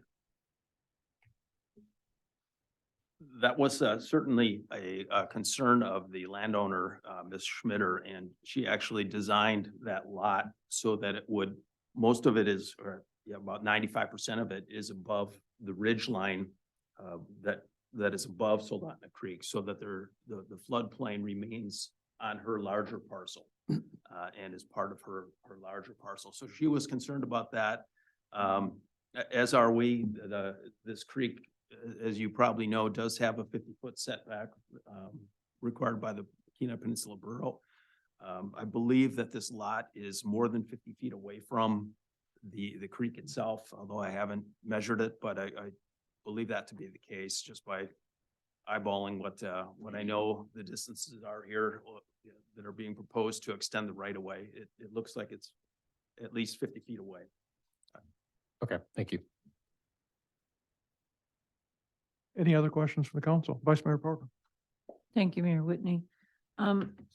So did you say that the plat would have to be recorded before it would officially become commercial? Is that correct? Through the mayor, yes, that is correct. The reason is what we don't want to do is encourage a split zoning on these parcels, and it would also be difficult to identify where this is without it being platted and recorded. So the purpose is to, one, record it, get the lot established. Once that's done, then we will rezone it. But we didn't want to have the reverse occurring. Any other questions from the council? Seeing none, we'll call for the vote. Nelson, Yes. Carrie, Yes. Chilson, Yes. Parker, Yes. Hutchings, Yes. Whackler, Yes. Cassidy. Yes. You have 6 yes votes. Ordinance 2023-004 passes on a 6-0 vote. Moving on to the next item on the agenda is new business. And I believe everything there was under consent agenda. Correct. So we will move on to the next item on the agenda, which is mayor and council reports. I did the Planning and Zoning Commission meeting on 2/3, and I will make my report here. The resolution 2023-004, granting a conditional use permit to allow the construction of a 4-unit apartment at 138 Robin Place, passed on a 4-2 vote. Some of the neighbors were concerned about increased traffic flow down there. But the unit being built, there will be each unit will have 3 bedrooms with a single stall garage, and each unit will be approximately 1,800 square feet. There's no water or sewer hookups in this area. That's one of the areas within the city limits that have absolutely no services, water or sewer. So something to look at in the future. The next item on their agenda was the denial of the Homer Electric Association appeal of the utility location exception. And that would be allowing overhead power line instead of a bearing as required by code. The written finding of fact and conclusion of the previous hearing that was held at the previous meeting, and that was approved on a 5-0 vote. Resolution 2023-005, recommending approval of the Binkley subdivision 2023 replat and the replat of 2 lots into 1 to allow for construction of a 4-plex as approved in resolution 2023-04. And that was approved on 6-0. Where that 4-plex is going to be was actually 2 lots, and those 2 lots are being combined into 1 larger one. They also reviewed their 2022 accomplishments, which was quite impressive. They did a lot of work this last year, and I think they're looking at doing quite a bit of work for this new year. One of the things they were going to look at is that particular area in the Binkley subdivision is kind of a flag type area where it's a commercial zone, and it's just 1 block on both sides of the street going up to Readout. And they were going to take a look at that and see if possibly that should be rezoned. But that's one of the areas that they're going to look at. There was public testimony by another individual owning property in that same subdivision, and he requested information on the procedure to combine a number of lots into 1 large unit or 1 large lot. I believe he said his mother owned 4 lots there, all next to each other, and some of them had some unusual shapes. So he was thinking it might be better in the long run to just combine them all. Let's see. That was about it. Yeah, that was it for the planning and zoning. It's always fun attending their meetings. They do a lot of work for the city, and it's greatly appreciated. And actually, that's my first job here in the city was working as part of the planning and zoning as a commission member. And that was, like I said, a lot of fun, a lot of good work. Next thing I wanted to talk about a little bit is Monday we held a meeting with our finalist, one of the finalists. And we have another one scheduled for next Monday, finalist for city manager.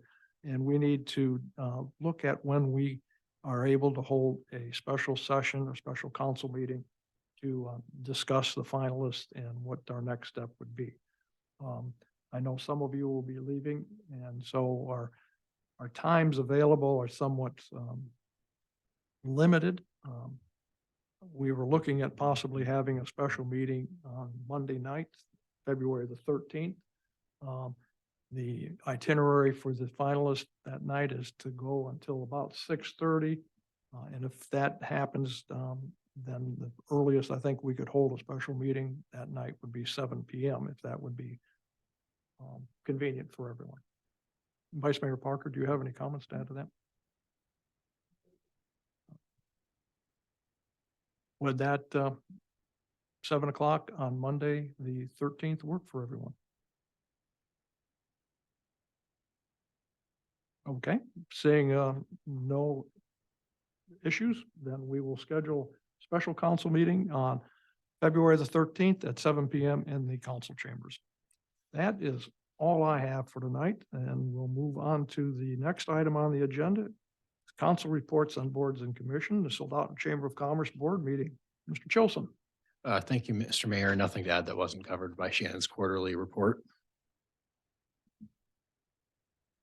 Okay. Thank you. Next item on the agenda is city manager report, multi-agency MOU for the Stream Watch volunteer program was an informational item, and then a report from the city manager. Thank you, Mayor Whitney. That MOU is something that the city's participated in for many, many years, and it was forwarded to me, an updated version by our Parks Director, Andrew Carmichael. So I went ahead and executed that longstanding MOU, which, as I mentioned, is a program that we've just supported and participated as a community for many years. There were some typos in the document, the version that I included in the packet.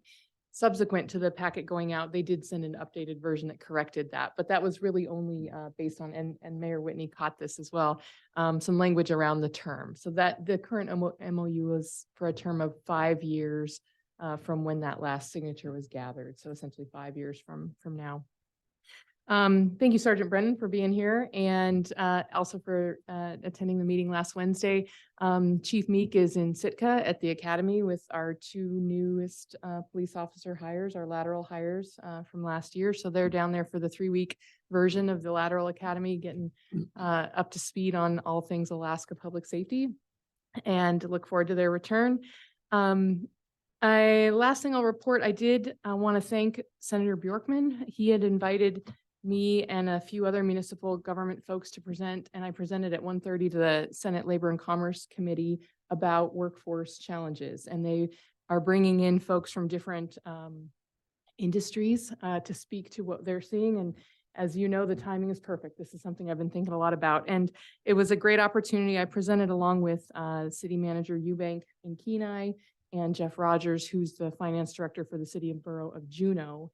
And it was a good opportunity to highlight some things, not only that we're perceiving as challenges regarding workforce, but just highlight our community in general. In fact, one of the senators on the committee had said that she was impressed with what she'd learned about the community. She hasn't visited our community, hasn't had that opportunity yet. So I wanted to thank Senator Bjorkman and the committee for allowing me to present. And I will forward you a link to where you can watch that presentation and access my slides. I think it was about 40 minutes, 30 to 40 minutes. And that concludes my report. Thank you. Are there any questions for the city manager? Seeing none, we'll move on to the next agenda item, and that's public comments. Members of the public will have 3 minutes to comment. Is there anyone from the public who wishes to comment? For those participating through Zoom, please raise your hand if you would like to comment. App users by pressing the raise your hand button, and phone participants by dialing *9 on your telephone. Is there anyone here in the audience wishing to speak? Seeing none, I'll take a look at Zoom. And I see no hands raised there. Next item on the agenda is council comments. We'll start out with Ms. Wackler. Hi. So I actually wanted to speak briefly to something that you guys offered, which was your mini grant program. And we established in August an organization called Peninsula Period Network. And I kind of wanted to present to you guys what's been going on since that. So that mini grant program was sort of the catalyst to us seeing that this was even a possibility. We used that $1,000 that you guys granted us for advertising and promotion of the idea. Wonderful board members over at Bridges Community Resources matched that with $1,000 as well. We also then went on to get the mini grant at the city of Seward, and the city of Kenai gave us $500. We established conversations with the Kenai Peninsula Borough School District. They have given us a memorandum of agreement, so we are able to enter the schools, which I have been doing. So I've actually been We got a ton of people together to help me stuff caddies and put the labels on. We've had community members who donated the labels for the caddies, a wonderful designer, Les Nelson, designed their labels and materials for us, and then just surprised me by, instead of having me pay for the labels, he just paid for them himself, and people just keep doing that for the organization. So we have raised since August, our goal of $10,000. We've exceeded that. And it wouldn't have been really possible, I don't think, without seeing that it was a possibility from the city of Soldotna's kind of mini grant program making it possible. We also, an organization locally called the 100+ Women Who Care, who I was told about again by a couple of people on the council. They selected us as their quarterly donation. So they direct donations of each member gives $100 each quarter. With that, we have the potential of getting like up to $6,000 with their members right now. We've received over $3,500 to date from that one. So that helped us reach our goal by the end of the year to get 10,000. So I've started implementing that. They are already at the Soldotna Elementary. They are at Soldotna Montessori, SoHi. I was interviewed by KDLL at SoHi, and if you guys had seen that either on the radio, some of our student advocates were featured in an article, which is cool. If you don't know about the program, it's a program to put period supplies in all of the Kenai Peninsula Borough School District restrooms. So the community has been amazing. The number of volunteers that have stepped up all the way from Seward, Homer, we have regional chair people, we have donation boxes in Nikiski, everywhere, all over the peninsula. Moose Pass, we've got one everywhere. So I just want to say thank you to all the community members that have made this a possibility, and look forward to seeing it in your local school. That's elementary through high school. So, thank you. Thank you. Student Representative Noble. All right, I just wanted to start off by saying I'm sorry for being late. I'm a member of the ski team, and we have regions starting, well, we're leaving tomorrow morning. So we had to wax our skis in preparation for the races that we have. And I, being a slow waxer, had to stay late. And so fortunately, I live close, so I was able to go home and make it in just a minute or so after you guys started. Yeah, I'm glad you guys recognize the hockey team. It's really cool that they're working their way up in the rankings. I think total in the state, they're second, which is the why they're leaving right now. As I was leaving practice, I saw them all boarding a bus. So as we speak, they're going off to the title championship. So that's really cool that you guys recognize that. Let's see. Other than that, there's not much. I don't know much about the other sports and activities that are going on. Although student council is putting on a Little Sweethearts dance, which is cool. So it was kind of confusing for the students to grasp in the aspect, but what it is all of the elementary schools that are feeder schools for the high school, their kids pre-K through 6th grade are invited to this dance where they will just be given a clean playlist and they'll be able to dance. I think there will be some student advocates there who will be teaching them, although I don't know how much will stick with them, but yeah. Student council is doing some fundraisers as well, because there's not a whole lot of money circulating, because kids my age don't really like to spend money on their school. So we're trying to make money for activities. Yeah, other than that, I think that's it. Thank you. Thank you. Ms. Hutchings. Well, it's been a great campaign. I'm sure Dave can attest to that. And we're almost done. And it was great to see the turnout. And Shannon, thank you for all you've done. I remember when Shannon was very little baby.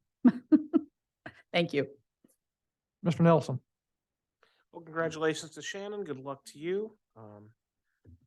I had a very good work session. I enjoyed that today. That was a very interesting topic, so I appreciate the administration doing that, and looking forward to the continued recruitment process, forced as we are into it for city manager. I feel like I've seen all of you quite a bit more than usual, so we'll continue that trend. Thank you. Mr. Carey. Thank you very much. Noble, I don't know if you know it, but the day after our last meeting, I was on sound off, and I started off by saying that you are the reason, and people like you are the reason why we are involved in trying to promote our community. The work session today was awesome. And again, the timing could not be better. You continue to serve us so well. In looking at the numbers, as we talked about potentials in terms of retirement and those things, the idea of 41% of the police department being mentioned, and again, with the 3 from last year, it actually is over half. I greatly appreciate the police department and what you do. And at different times, we certainly hear some stuff.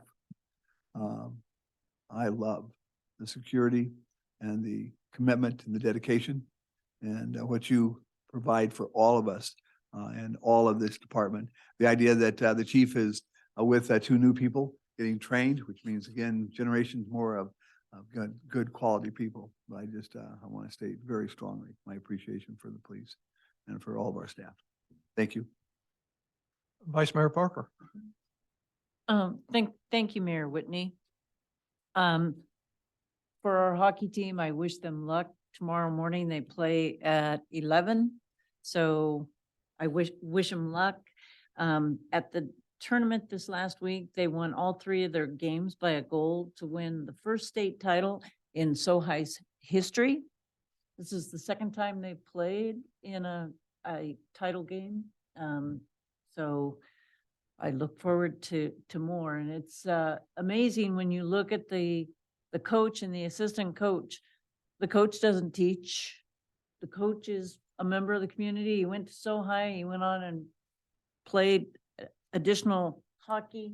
And, you've got that coach, you got Lee Green, all these fellows that are helping our hockey and helping our school are SoHi grads who love hockey and are mentoring these young men. So good luck to them tomorrow as they play their game.